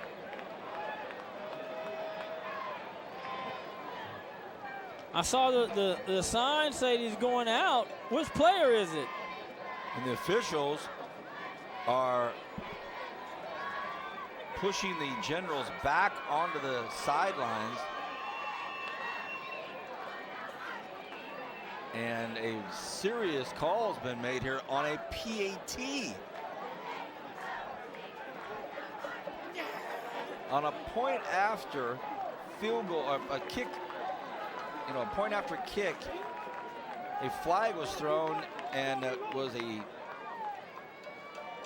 highly dramatic flag. Did we see anything on the PAT? Our producer and Zach and Dave are back there looking in the truck to see if there's anything you can pick up out of this. I don't know. You'd have to look to the right side of your camera because it's not thrown. Watch the official right in the left corner of the screen there. He's leaned over on a knee, and if we see him now, he'll come up and throw that flag, but we're probably not going to see it. We see the flag come out. There's a flag right there, but we don't see what it is or what player it is.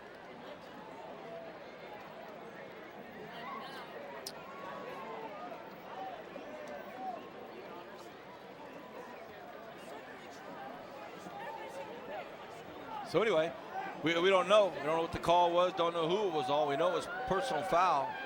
And there was an ejection move, so. Wow.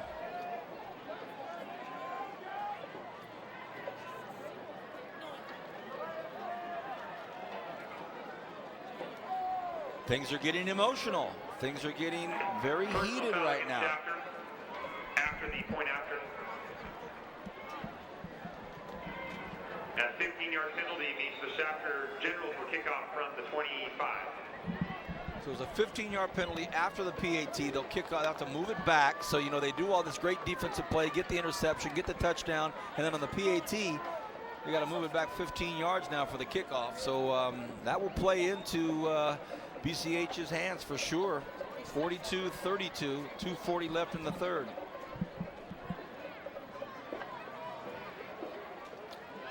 So we don't know the specifics of it, but we can see the big picture, and that is that the Eagles are going to have very good field position.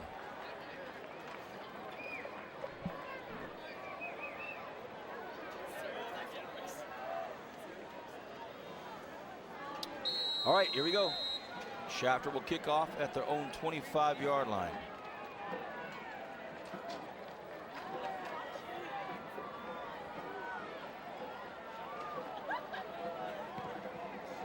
And it's going to be taken at the 26. And is going to go down the sidelines for a really nice return. Cuts back upfield and gets to about the 40-yard line. Nice return by Ricky Satil. So the Eagles with great field position will start off. They trail by 10. Here's a good look at this. Just bursts down the sidelines and gets an extra 15 yards. Before being pushed out of bounds. That's a 25-yard kick return for Sotil. First and 10, Bakersfield Christian. The score, Shafter 42, BCHS 32. So Thompson drops back, looks to his right, has a ton of room, and throws it out to Darren Vandenberg. Vandenberg, another big fella, loads the boom at the 10-yard line. Vandenberg wide open on the flats, catches it, turns upfield, and punishes the defenseman trying to stop him at the end. Well, one thing for sure, Shafter's pass defense has not been spectacular in this quarter. I mean, guys are getting wide open, Vance. There's got to be some breakdown in some coverages. And now they're all the way down to the 11-yard line. Thompson throws and is dropped. The pass ball is incomplete.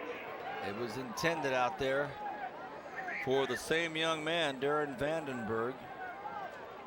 So that'll bring up 2nd and 10.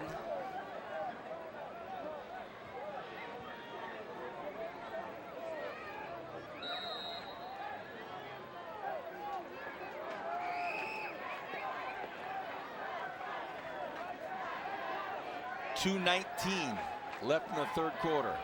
Thompson has Smith right behind him.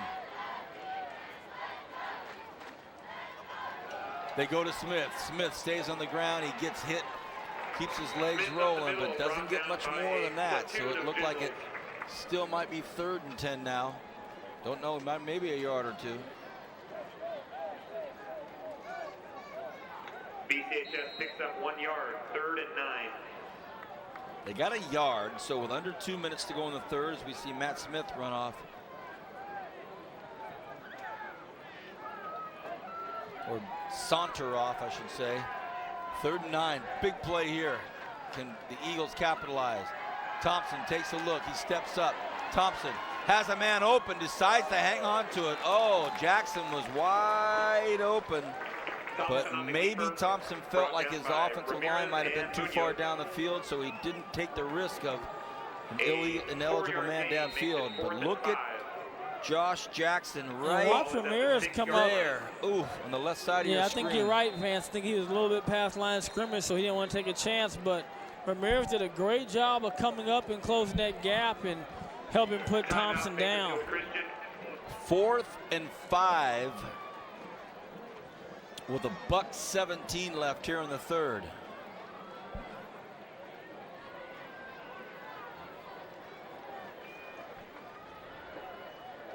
You're watching high school football game of the week. We're at Shafter High School, where the Generals are hosting the Bakersfield Christian High School Eagles. It's homecoming, and it's been a superb football game to call, to watch, to be a part of. High scoring, 74 points total. Have you heard any feedback from the Drillers Patriots score? The last I heard it was 28-10 at the end of the third, but that's the last I heard, so who knows where it is now. That was at 9, when did Randy send me that? 28-10 at 9:46, so who knows. Fourth quarter, you know the Drillers are, that's when they like to come alive. They could have scored twice already. 4th and 5. Shafter crowd on their feet. BCH crowd on their feet. And there's a $1:17 left in the third quarter. We have a whole other quarter to play. And this is Donald Harris behind Thompson. Thompson went for a hard count, nobody jumped, did another one, nobody jumped. Now it's a strong right side, trips to the right. Thompson, they're gonna go to the air. He throws, and it is incomplete, nearly intercepted. What a read by TB, Vance. Sure what was. a read. Shafter takes over on down.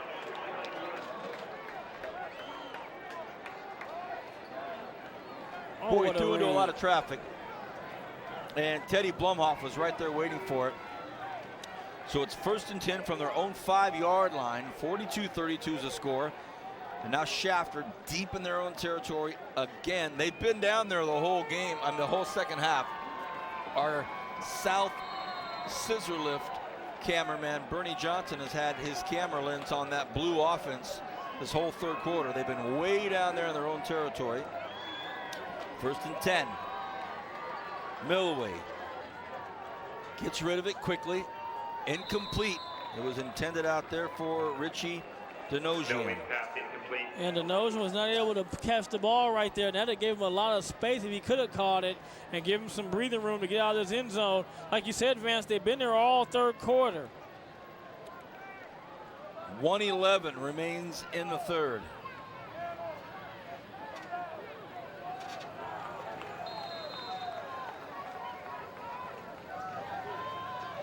Second and 10.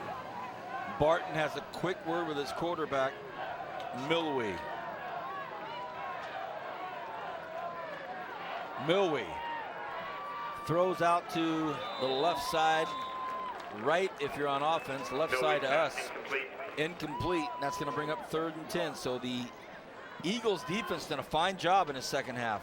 I think they've done a great job, you know, except for that one little on the pump fake, the mishap for the touchdown. Other than that, they've done great. I think they've kept their offense in business to take over and make a play to win the game. And keeping Shafter in that bad field position, it limits what they can do, Vance. 3rd and 10.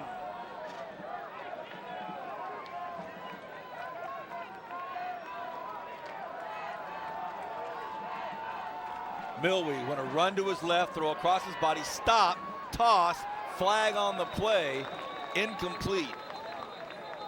There's a flag on the play. It's holding, it's on Shafter. Holding against Shafter. And will that be a safety? Is it a type of holding to where it's a safety? That's what I'm looking for, to see what the call is and where it happened.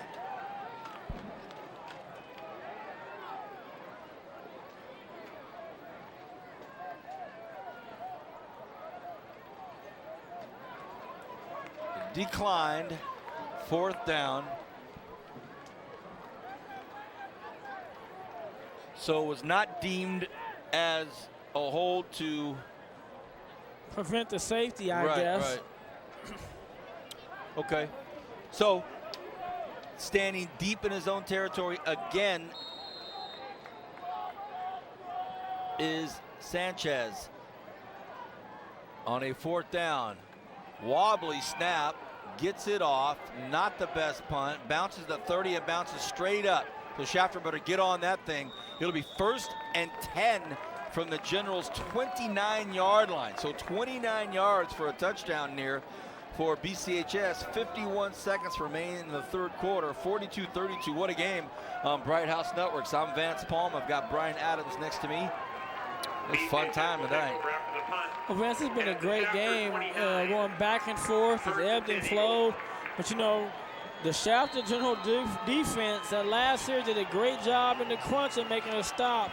But I just think there's still something to this Eagle offense to have some plays left. They have to. Donald Harris is the lone running back there next to Thompson. Thompson has Jackson come in front of him. They hand it Jackson. Jackson thrown down in the backfield. What a play. They hand it to number 4, Josh Jackson. He's tackled by number 4, Joshua Gabazuela. Well, he did a great job of reading this, got off his block and just put Jackson down. And Jackson was making plays all night for the Eagles, Vance. Big plays. So great read, great reaction. And, you know, here you go. 25 seconds left in the 3rd quarter. 2nd and 16.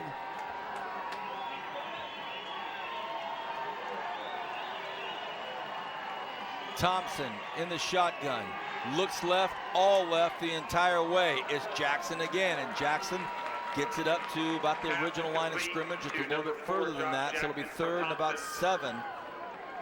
And that'll do it for the 3rd quarter. When we come back, one final flurry here at Shafter. They lead by 10, but 12 minutes to go when we come back.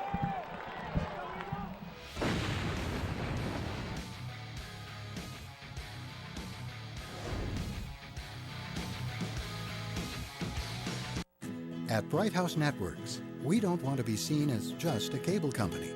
We hope to be considered a friend, the kind of friend who's in your community, helping out where and when we can, and who can make rainy nights in better than a night out. The kind who lets you conquer worlds from your bedroom and bring old friends together even though they're worlds apart. That's just the kind of friend we are. Bright House. Hello, friend.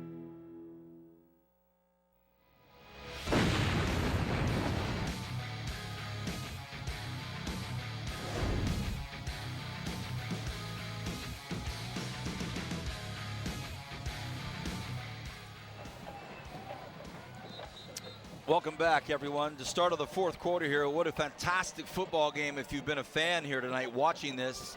If you're at home checking it out, good for you. You're watching Bright House Networks. Don't forget all these games are on demand. Go to On Demand Channel 300. A plethora of viewing options for you to enjoy. Not just sports, but a ton of entertainment for you on demand. Thompson in trouble, gets rid of it. And not a bad play. He had a receiver, Hayden Kuchta, close to him. Kukta. So not as if it will be grounding. No, but there's Cabazuela coming through again. Vance putting pressure on the quarterback, making big plays in the backfield. And here comes another 4th down play. 4th and 9. Big play for BCHS. Can they make something happen here? Here come the Generals. Adam Thompson in trouble, gets tackled and gets brought down. And Verdugo, persistent as always, makes a big play. Juan Verdugo, the 5'7", 180-pound junior. Hey, that's a big tackle. And that's the way they want them to play right there. Those are the plays that you want to have, positive plays to impact your team. But like you said, Vance runs through a block here, comes off the edge, is able to sweep him up with the ground like a rodeo, like a rodeo getting that sheep with the lasso. And we out here in Shafter. They're known for 4-H out here, Vance. I see the big barn back there behind us, and he came at him hard. He did run over blocks What a nice play by Verdugo. I may dial that up one more time with our director after this play. If we can see Juan Verdugo running over blockers, that was textbook big-time rush defense. 1st and 10. Now Milwee, what can they do with it? They throw it out to the right side to Blemhoff, and he's had a big game tonight, and he's still up, still running, and gets Better a get first about down. 7 of them, Vance. Man, oh man. Let's go back and look at this play if we can from Juan Verdugo. Watch closely, Kern County. He's the defensive player right. He's going to run through the running back, Vance. Now he's going to charge down and jump off the horse and get him down and wrap him up. Nice play, Juan Verdugo.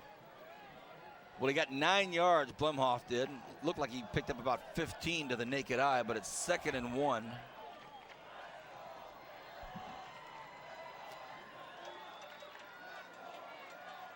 Kyle Milwee drops back, throws it out to the flats. It'll be caught. It's a first down. And, you know, fans, we've been watching this game, and, I'd be remiss that they're wearing the pink socks and awareness of breast cancer, and, they're doing walks for that this month, and this is the month for it. And I know at the school my kids go to, Gopuland Christian Academy, they're doing a fundraising for it and the fight against cancer. So, hats off to Ricky Ashita and his staff for wearing the pink socks and supporting breast cancer. Thank you, Brian. We're in the 4th quarter. 1st and 10. Milwee on a keeper. Tries to make something happen himself. Gets down right about midfield. The big blue and gold S. Milwee up the middle, across midfield. What a beautiful campus.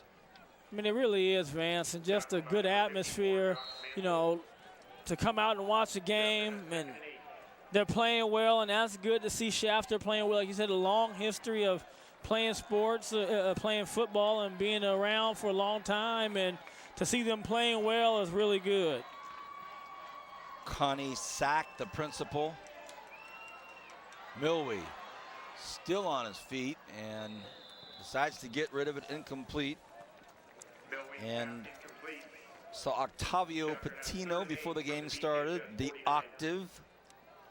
I coached with Octavio Patino at Bakersfield College when he was just starting out. This is 1998-99 season when he was starting his educational ladder climb, and now he's a true big shot, the octave. Hi, Octavio. 3rd and 8.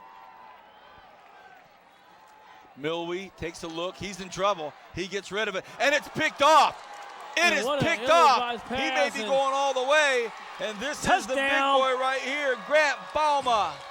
Bauma. Touchdown. Booma. Grant Booma. And Vance, we said somebody's defense had to step up this half, and it's been the Eagles. And right there, that's just the ill-advised pass. And he's gotten away a few times earlier, Vance, of just throwing the ball away. But this time he doesn't, and he's hurts the Shafter Generals by just throwing the ball in the middle of anything. Sometimes it's okay to take the sack. You punt, let your defense come out and play. Wow. 42-38. And here's the PAT that they've been waiting a long, long time for. The snap, the hold, the kick. This one is up, and it is no good. And that's huge right there, Vance, because now you're down 4 points, so you have to score a touchdown. Wow. Wow.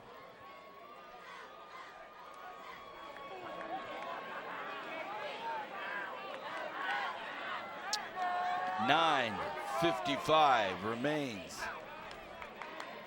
in this 4th quarter. Shafter High School with a 4-point lead. Bakersfield Christian High School has scored for all those scores. There's a funny story. Hold that shot for a second. That's Booma's mother. I believe it's his mom. And she's been taking photos all night. And from what I saw, her son picked off the pass and was running it back. And I don't know if she was able to get the shots, and she was so flabbergasted. She was like, no, he picked it off and ran right in front of me, and I couldn't get the camera going. So, Mrs. Booma, congratulations. Great touchdown interception, but I'm sure you probably wanted that in your camera. I'm sure they got a bunch of cameras down there, so one of them has to have it. Her partner might have, one of her partners might have picked it up. So either way, you know, Brian, these PATs, for all the touchdowns that BCH has scored, they've only been successful one time, and that was a 2-point conversion. Exactly. So, you know, anytime you miss those PATs, you miss those 2-point conversions, you know, they could easily be winning this game, Vance. And these are good, long, hard kicks. They're just wide left, wide right. One was blocked, but it's not as if the leg's not there. It's a PAT, but it's perplexing. You know, with the PAT, it's not, you know, who cares if it goes to the scoreboard? I just wanted to go through. Right. All right, here's the kickoff, and it's going to be a pooch kick, and this might be a dangerous little drop. 15-yard line. And it's taken down about the 22-yard line and handled by the quarterback, Kyle Milwee. So and Kyle here we go. just does it all, man. You know what I mean? Just does it all. Returns, kicks, plays defense, plays quarterback.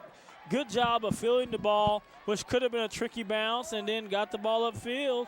And at least, you know, the Generals are ready to start trying to attack on the 22.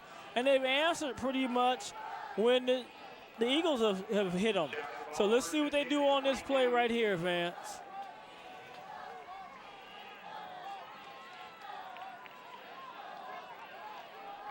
Great game.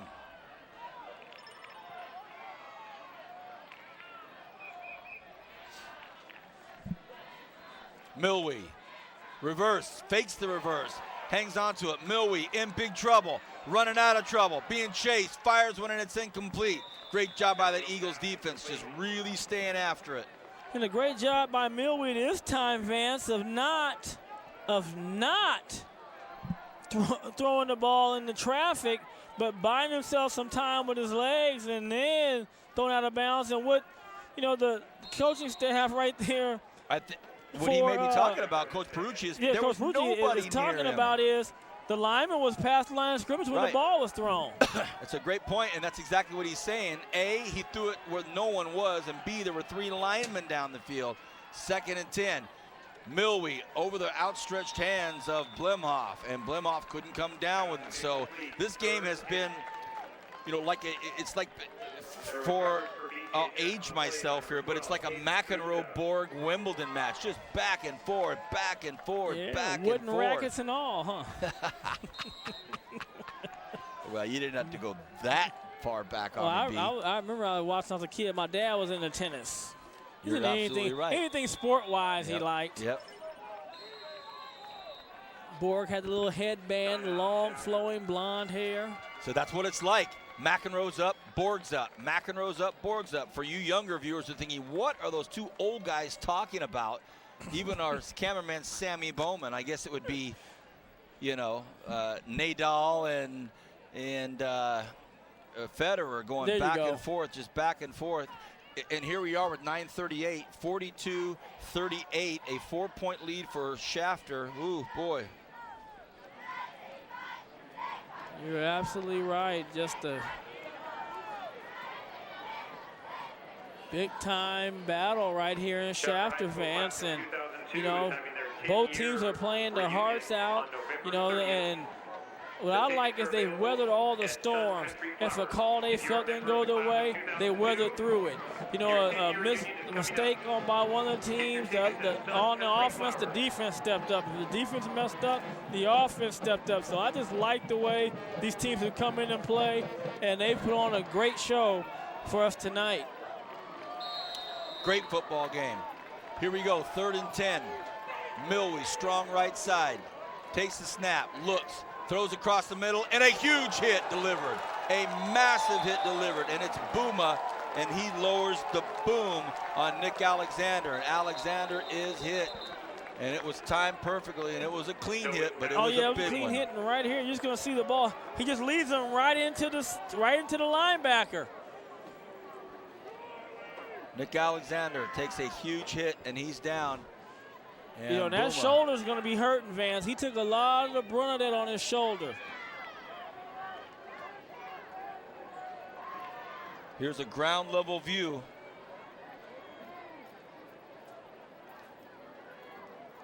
And you're going to see right there on that shoulder just runs right through him. 9:33. We will take a quick commercial break. When we come back, it'll be 4th and 10. Shafter deep in their own territory.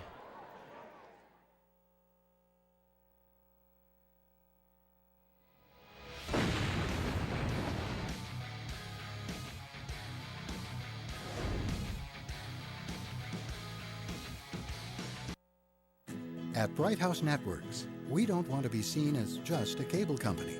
We hope to be considered a friend, the kind of friend who's in your community, helping out where and when we can, and who can make rainy nights in better than a night out. The kind who lets you conquer worlds from your bedroom and bring old friends together even though they're worlds apart. That's just the kind of friend we are. Bright House. Hello, friend.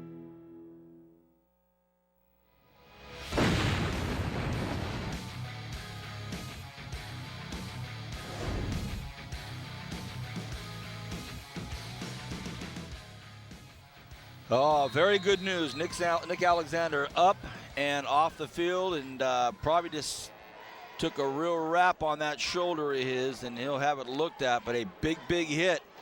Not lost in all of that is the fact that it's now 4th down, and Coach Ishida comes out without the punt formation, and then finally tells his punter, "You better get out there." It's 4th and 10, and we're on our own 23-yard line. So, remember, they've had some bad snap once and some delay of game. Oh, boy. It really has some suspect punts, Vance. So, once again, they've operated in the wrong territory all second half. If they're able to get away with this, they got to just kind of go back and say, whew, yeah, we lucked out on that. But defensively, they settled down and played a little bit better. And there goes a snap. High snap, trouble. Oh, he messed up, Vance. And he came out of the end zone, and now it's going to give BCHS a chance to get 6 points. Yes, he messed up. Once he had the high snap, he's got to take the safety. And a BCH player is down. And the high snap goes just talked into about the end zone. Snap has been having some problems. Right there, he's got to fall down. And this is just, he just makes a play trying to say, I'll make something happen, but just really didn't understand what was going on with him as the punter to just lay down the end zone and take the 2 points. So the 2 points would have made it 42-40. And now BCHS has the football on the 2-yard line, but we have another player down. So, and this is a BCHS player that's down. I didn't see what the hit was on him. I was watching the action around the football. So hopefully this young man is going to be okay. And I didn't even get a number either because he's covered up. And didn't see that. So we've had just kind of a pretty dramatic last few moments here to an already dramatic evening of football. And he's up, and that's going to be Hayden Cookja, and he's had a big night as well, and he's very much involved. And he looks like his left knee or left ankle or left thigh or something is gimpy, so he's down. But on a unbelievable turn of events, a high snap, and it got through the fingertips of David Sanchez. I didn't think it was that and I think it was that unmanageable of a snap, but it got away from him, and he tried to come out of the end zone, and that may be a 4-point swing. Yeah, you're absolutely right, Vance. So now we have a new formation for the backfield, as they're going to give it to Smith. And Smith is going to blow his way in there. Touchdown, Bakersfield Christian, and now they're back up on the board. Goodness, what a turn of events. And Vance, one thing about the missing opportunity to get the safety is now you're setting up. Your PAT's been missing. I think you just have to settle down, Vance, and not try to kick the ball as hard, but just put it through. just nice and easy. There's a snap, there's a hole, there's a kick, and this one is good. And I'm not laughing at him. I'm looking at the collective faces of all the coaches. They went, we got it through there. And the crowd. And the crowd, too. And that was a bullet. That was about a 15-foot-high line drive. That was whether it was high enough, because that time he had it down the middle. You know what? That was an I'm really mad kick right there. So look at this, 45-42. What a football game by the Bakersfield Christian High School Eagles here in this second half. Yes, Shafter has scored, but they've scored once, and BCHS has really had a nice second half here. You have any kind of an update on that BHS game, Brian? Last score I'm hearing, Vance, is 28-17 Liberty. So you said they had to be AAA. Well, they're AAA tonight, Vance. And I would think it's late in that game. Yes, and that's huge implications for the Drillers. Because, we knew one thing they had to do was run the table to get in the state finals. One loss for them, even if they win everything else, probably puts them in a situation they won't get to the state finals. First game of league. Ooh. What does this do for Liberty's confidence if they pull this off? And frankly, Kern County, there was never a doubt. We were doing this game from the get-go because of the implications here. 6-0 Shafter, 4-1 BCHS. Both these teams have Wasco, who's 5-0 on their schedule coming up. So this was always the game we were going to do. Having seen the options, this was the choice. And now we're hearing that the Liberty BHS game is a rumble. All right, here's the kickoff, and it's taken by Barton, and he gets brought down at the 20-yard line. So, well, they tried to do reverse. Brought down by number 2, Donald Harris. And again, just this half, it just seems like Shafter's been out of sync. With the exception of the blown coverage and the touchdown, Vance, they haven't done much. They have not, and with 9:23 remaining, it's going to be 1st and 10. Shafter's going to have the football at the 20-yard line.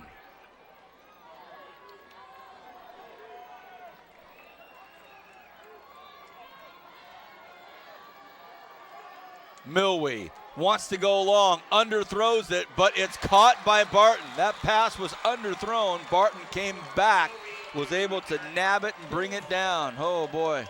Vance, he's a heck of a high school receiver, Vance. I mean, you just watch his adjustment on balls is uncanny. He just has the ability to see it, understand the trajectory, and then he maneuvers and gives himself a chance to make the best play. And the best thing for Bakersfield Christian is he fell down, because when he's stood up, he's made guys miss and walked into the end zone. We have a final, don't know the score, but Liberty beat BHS. Liberty Patriots have defeated the Drillers. 28-18. Wow. Picked off. Again. Booma. Again, looking to go all the way. Again. It's Booma, and he stepped out of bounds, and there's a flag down here on the 30. And that usually going to be some kind of block in the back. And I think this time Mrs. Booma got the shot. Illegal block is the penalty against BCHS. Well, Vance, it's just another bad throw. It's another way to say it, Vance. It's a bad throw. And Booma does a great job of running. And I'm looking for the block, but we couldn't see it there. But what a play. Talking about big-time players, 2 interceptions, ran one for a touchdown. Yeah, and this time she had it, Vance. I was watching on that one. She got a couple pictures. All right, so, Mom, atta girl. And then she jumped up and became a fan again. Photos first, fans second. Huge play. Huge play. BCHS has had an incredible second half.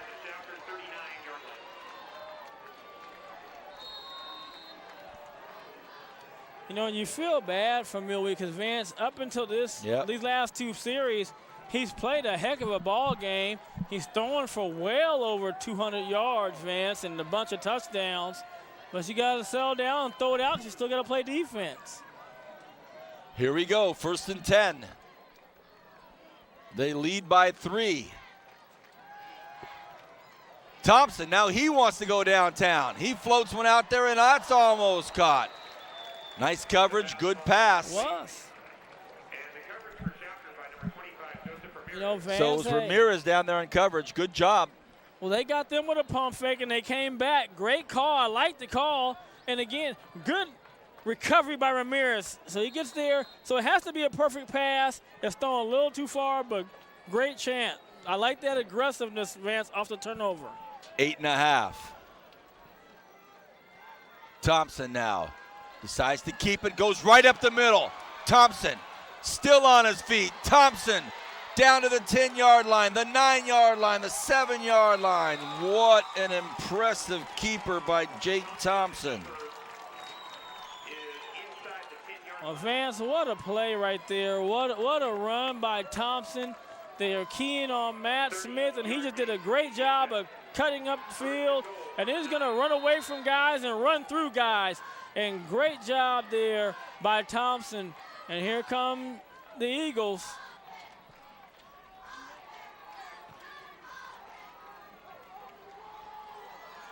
First and 10. They hand off to the big boy. And he gets brought down. Verdugo right in the middle of it all. Doesn't get anything. You know, Vance, if you probably sat before the game and you're hearing about this and you would say, hey, Matt Smith was really shut down, never got off tonight, big runs, you would not think the Eagles would be winning, but here they are. Other players are making plays, and just give them all credit. And they're knocking at the door again. Now Smith, flag on the play. And that's going to probably come back, Vance. Look at it this way, Brian. Let's say that you hear a score, or you're at another game and you hear that the score is 42. Let's say you hear the score is 45-42 BCHS, and you're at another football game. You're going to assume that Matt Smith's going off for 220. Oh, you know, yeah, you're just going to say, "Oh man, he must be doing." You know, 940 yards. Right. You'd have to think he went for a big one. So, as we say that, the ball comes back as Smith barreled his way into the end zone. So, all things still evolve around Matt Smith in a lot of ways. But now it's 2nd and goal from the 16, so they got to march this back. So with 7.5 left, that's a tough break for the Eagles because they had a touchdown called back right now, and now it's 2nd and goal from the 16. So big moments here for the Shafter defense. Thompson in trouble, gets rid of it and throws it out. Nice play. And it's caught out there by Kukta, and he was the gentleman that was down just a few moments ago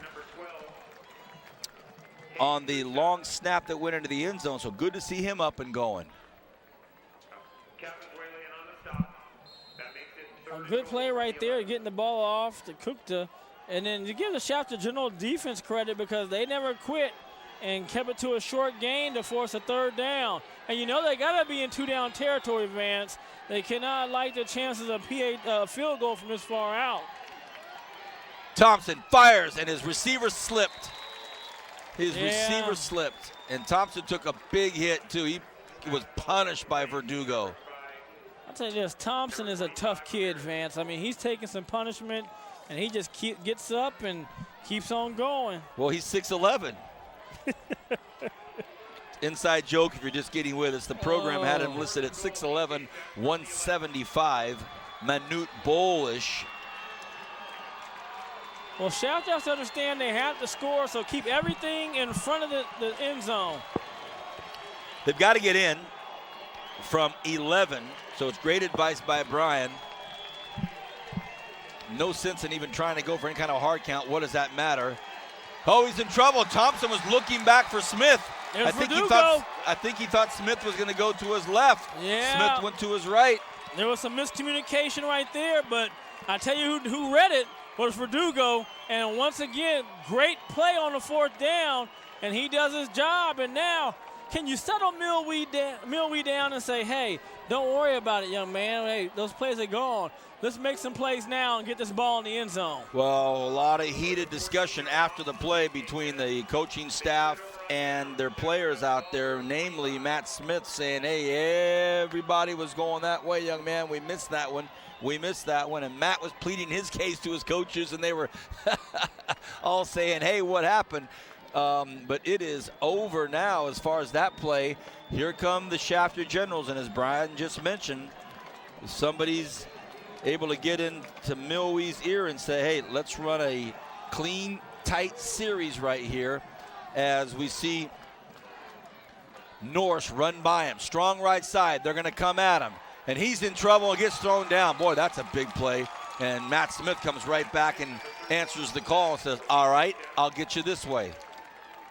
And he definitely did, Vance. And here you go now, second and long. I mean, this half, they've just been very, very discombobulated offensively. Shafter loses 10 yards on the play. Second down and 20. So, second and 20. Second and 20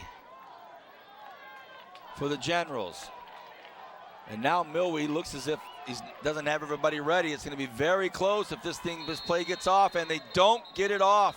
And the back judge way back there was counting it and looking at it, and he tried to even give a signal, a warning. You know, you got to be disappointed if you're Shafter General in the second half execution. It hasn't been there. And here you go again. Now you're on the 9-yard line. And now it's second down and at least 25, Vance. Second and 25 for the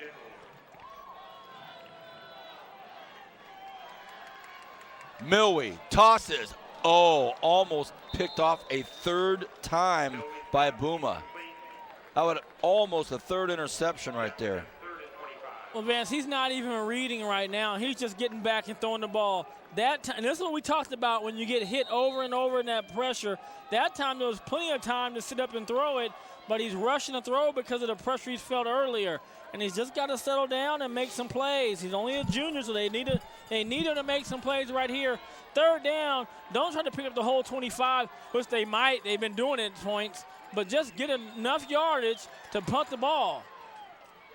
Booma almost. He's just an unbelievable reader of that football right now. He has got his hands on the football about the last 4 or 5 passes. Well, Vance, it's not hard when the quarterback is looking at one player the whole time. Yep. You know, and right now he's just watching the quarterback's eyes, and he's going to him saying, hey, he's coming back and throwing it. But the Shafter Generals came out, Vance, in my opinion, in the second half, not ready to play. Too many mistakes. They looked like they were having a pageantry because we're up 15 and didn't really have the same intensity that they had in that first half. And they still have a chance to win this, Vance. You punt the ball, you stop them on defense and come back. David Sanchez is back there. Last time he was back there, he had a bad experience. Don't know if that'll be in between his ears right now. But here comes an important punt. Gets it off. And it's going to be fair caught at the 37-yard line. Nice, smart play right there by Josh Jackson. Great field position. Nothing dangerous, nothing risky. Puts it in the hands of his quarterback, his tough guy quarterback, Jake Thompson, the senior leader of this offense, is now commissioned with A, clock management, B, moving the sticks, C, not turning the ball over, and D, all of the above. All of the above, Vance. You called it right there. I can score. I can get an A on that test. I'm sure. I know you got a lot of A's. Thompson keeps, and he runs into trouble, and in the trouble, I mean Art De Los Reyes waiting for him. And Art De Los Reyes is a sophomore outside linebacker, 6'1", 219, number 45. I'm sorry, number 54. The big fella, 77, coming off the field.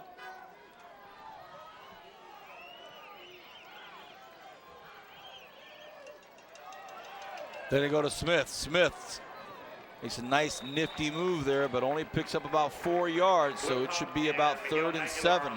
Well, this is a big third down right here for Shafter. You have to force a punt. 5-yard gain makes it 3rd and 6. Ooh, boy. Huge play right now. 3rd and 6 with 4:55 left. A hard count, and that's going to make it 3rd and 1. So what a great job.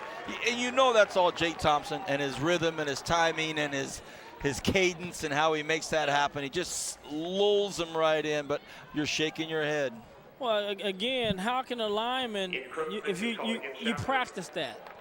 The coach says, hut, he moves the ball, then you go. You know, but I mean, they could have picked one on that. 2 guys were over, so I mean, who knows what the answer to the call is. But right now, this is a big third down. And could be close, could be close.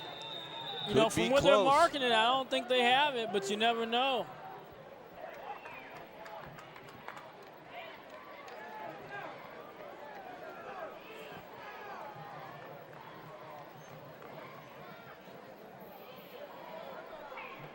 They're going to measure that, Vance. Thompson up the middle, and a timeout. They're going to stop and measure it. Coach Perucci is down there pleading his case.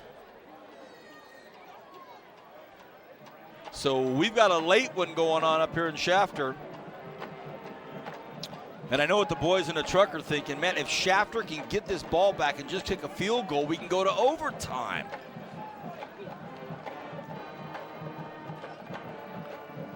Here's the measurement. It's a big one.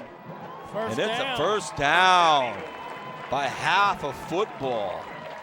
Now, you see, I mean, that's what I mean about how important it is to be disciplined, how important it is to stay focused on the game and really pay attention. Because, like I said, Shafter just has not played the best half they've had this year. I think this half, except with the exception to one play for the touchdown, they really have not done a good. It's been a dismal second half for them, Vance.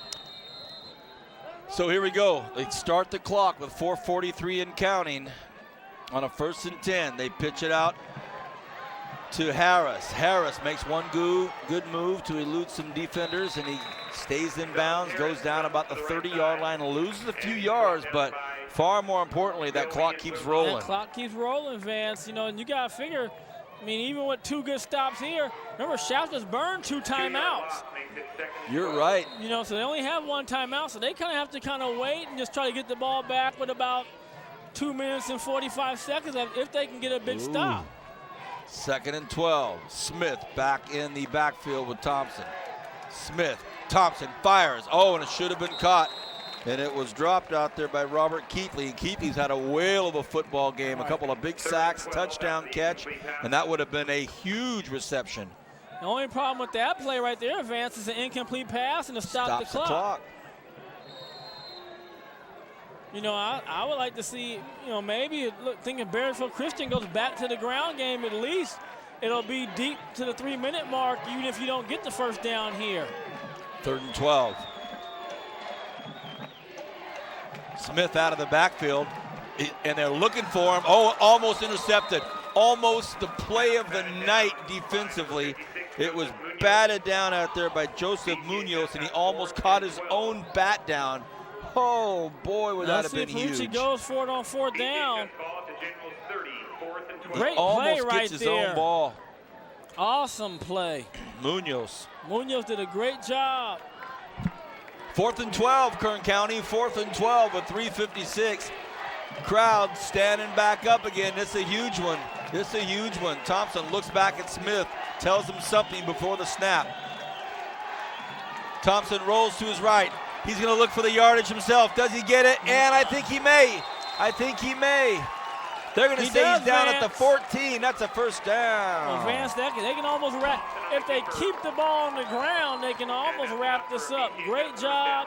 Defensive end loss contained right there. Goes inside. So now there's room to run out here. Discipline. You got to stay out on the contain. And then they're able to easily pick up the first down, Vance. 1st and 10 from the 14. Now you got to grind them out. And they do, and they start with Kukta. So the Shafter Generals came in at homecoming 6-0, had a big lead at half. and have struggled in the second half. The third quarter started off really rough for them, and they never seemed to climb out of that hole. They did score a TD in the second half. You know, and they got a lot of 11s and 10s on their roster, Vance, so I think it's one of those things, too, where, you know, it's a good learning experience for them if they're not able to get the ball back and make a play and come back and win this game. Is you have to play the whole game. You just can't play one half. You have to play every quarter and finish out strong. And because, you know, these kids have had success on the lower levels, now it's putting it together on the varsity level. So you are looking at a possible scenario, if this were to end the way it looks like it might, of Shafter as they pitch it out to Smith, and Smith looking to get outside. Got to stay in bounds if you're an Eagles fan. Let's say it continues in this path right here. You're looking at Shafter being 6-1, BCH being 5-1, 5-1, yep. and who knows what happened with Wasco tonight. Wasco's at Kennedy, so I say SSL, Wasco wins. SSL. You know, but the thing too, now 4th down, Vance, you know, they don't get the first down. It's a long drive, less than 2 minutes. And how big now was that play, Vance, when you didn't take the safety on that missed punt situation? 4th and 4. Thompson from the shotgun. Play action. He rolls to his right. Thompson looking. Thompson fires. Touchdown BCHS, and it's caught by Blank. Blank standing right in the middle of the football field. Catches it. That's all she wrote, Vance. The vocal pipes are warming up. That's all she wrote. Look at this, Kern County. Great job right there. Scrambling, find an open man. Where's that defensive end at again? Once again, sucked into that wash, Vance. Not able to come up and force the pressure. And great job right there, Blanks, of staying alive. And now and the PATs are. PAT. Now it's just, you know, now it's nothing. Wow. But I will tell you this, Coach Ishida, and they have a good team. They have a good ball club, Vance, and they got to weather past this and think about, you know, finishing out the rest of the season strong, taking game by game. But when they watch this film and they break it down and they see how they played in the second half, they're going to sit there and say, hey, you know, Bakersfield Christian played well, but we really did not do anything in the second half like we did. We didn't play with that spirit. We didn't play a type of football that got us to 35 points. To help themselves. Exactly. It's not over. It's not over. 52-42. You know, this has not been a good night if you're an unbeaten, Vance. I can tell you that. At home for homecoming, coming in 6-0. And the game's being covered by Bright House Networks. This is a stinger for Shafter. Not over. 138. They are down 10, so it's going to take pretty amazing results here. Figure, Vance, you got to score quick, kick an onside kick, and then kick a field goal to go to overtime. Well, the announcer just mentioned that the Shafter alumni dance has been canceled. I don't know if it's because of a impending loss or just a little bit late for all the old cronies like me. Yeah, it's about 11 o'clock. Say, hey, man, that dance is supposed to start at 9:30. I got to get home. I got grandkids or something along those lines. All right, here's the kick, and it's a short one. It's not a good one. Does it go out of bounds? Oh, they pick it up. I'm with you, Vance. I think they got to let that one go out of bounds and get the ball 35. Now, let's see what kind of 2-minute drill they have. Can they catch the ball, get out of bounds? They only have one timeout. So 1st and 10 from the 26. When you think about it, Vance, they've only had 2 times in the second half that they crossed the 50. When they scored the touchdown and then when that drive stalled right there. So they have not really had anything go well this half offensively. Milwee on a 1st and 10 is going to have to try to make something spectacular happen here with a $1:34 left. Milwee goes. Ball's deflected at the line of scrimmage. So the defensive front for the Eagles just bringing it to the very end. Clock stops at 1:31. You know, Vance, and give credit to the Bakersfield Christian staff of changing up what they did and getting more pressure and doing some things different defensively to make this happen for Shafter where they struggle, because they only gave up 7 points this half so far. Milwee floats one out across the middle, and it was intended out there for the early superstar of this game, Ted Blumhoff. For all that happened for Blumhoff in the first half, it's been a quiet second half for Teddy. And there's a look at Blumhoff. You know, they try to get him the ball. He got the ball on that one series, Vance, where he was able to make that Mike Ditka type move. But like you said, it just hasn't been a second half that the Generals want to remember. So big game here, big news at Griffith Field. What a Friday night, first Friday night in October. The ball is caught, and it will be a first down taken by Denosian. He gets out of bounds. It'll be first down for the Generals. And he got out of bounds, Vance, which we don't see a lot of kids do these days. 1:21. First down for Shafter.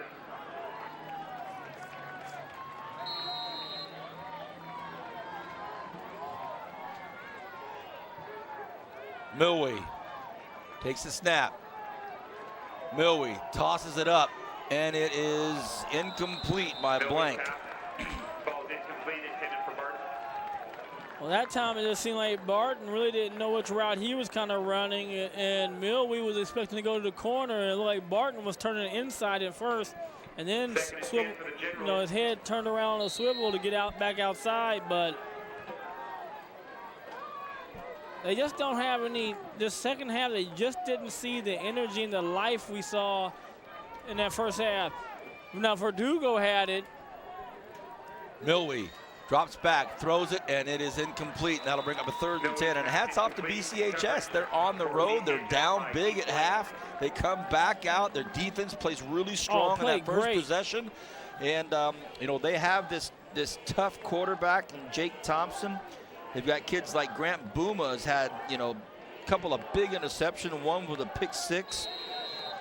Keith Blank, of course, Matt Smith, and all that he brings to the table. It's been a big night for BCHS. Huge win for this program if they pull it off. 3rd and 10, Shafter from the 36. 3rd and 10. And it is incomplete, and it was intended out there for Norse. So that'll bring up 4th and 10.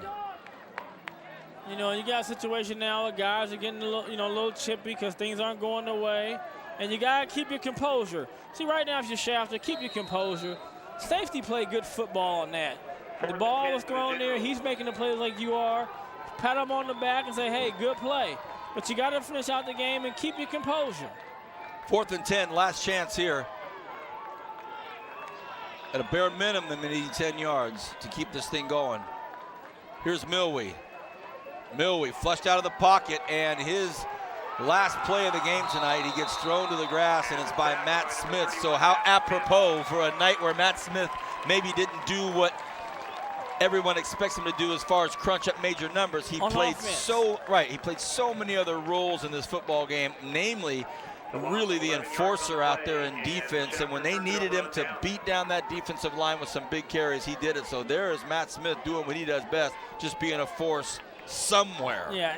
Somewhere. And he's been good tonight off that defensive end position. That's got to be the 3rd or 4th sack he's had, and that's how you can impact the game in different ways. And right now you got the victory formation, and this is going to be all she wrote, Vance. And I'll tell you what, and another Brian, undefeated goes down tonight. I'll go on record as saying that Matt Smith probably going to make his mark at the next level on the defensive side of the ball. That's just me talking, but he's got so many tools to chase down guys as well as he does to chase yards with the football. So a big night for undefeated teams. They go down.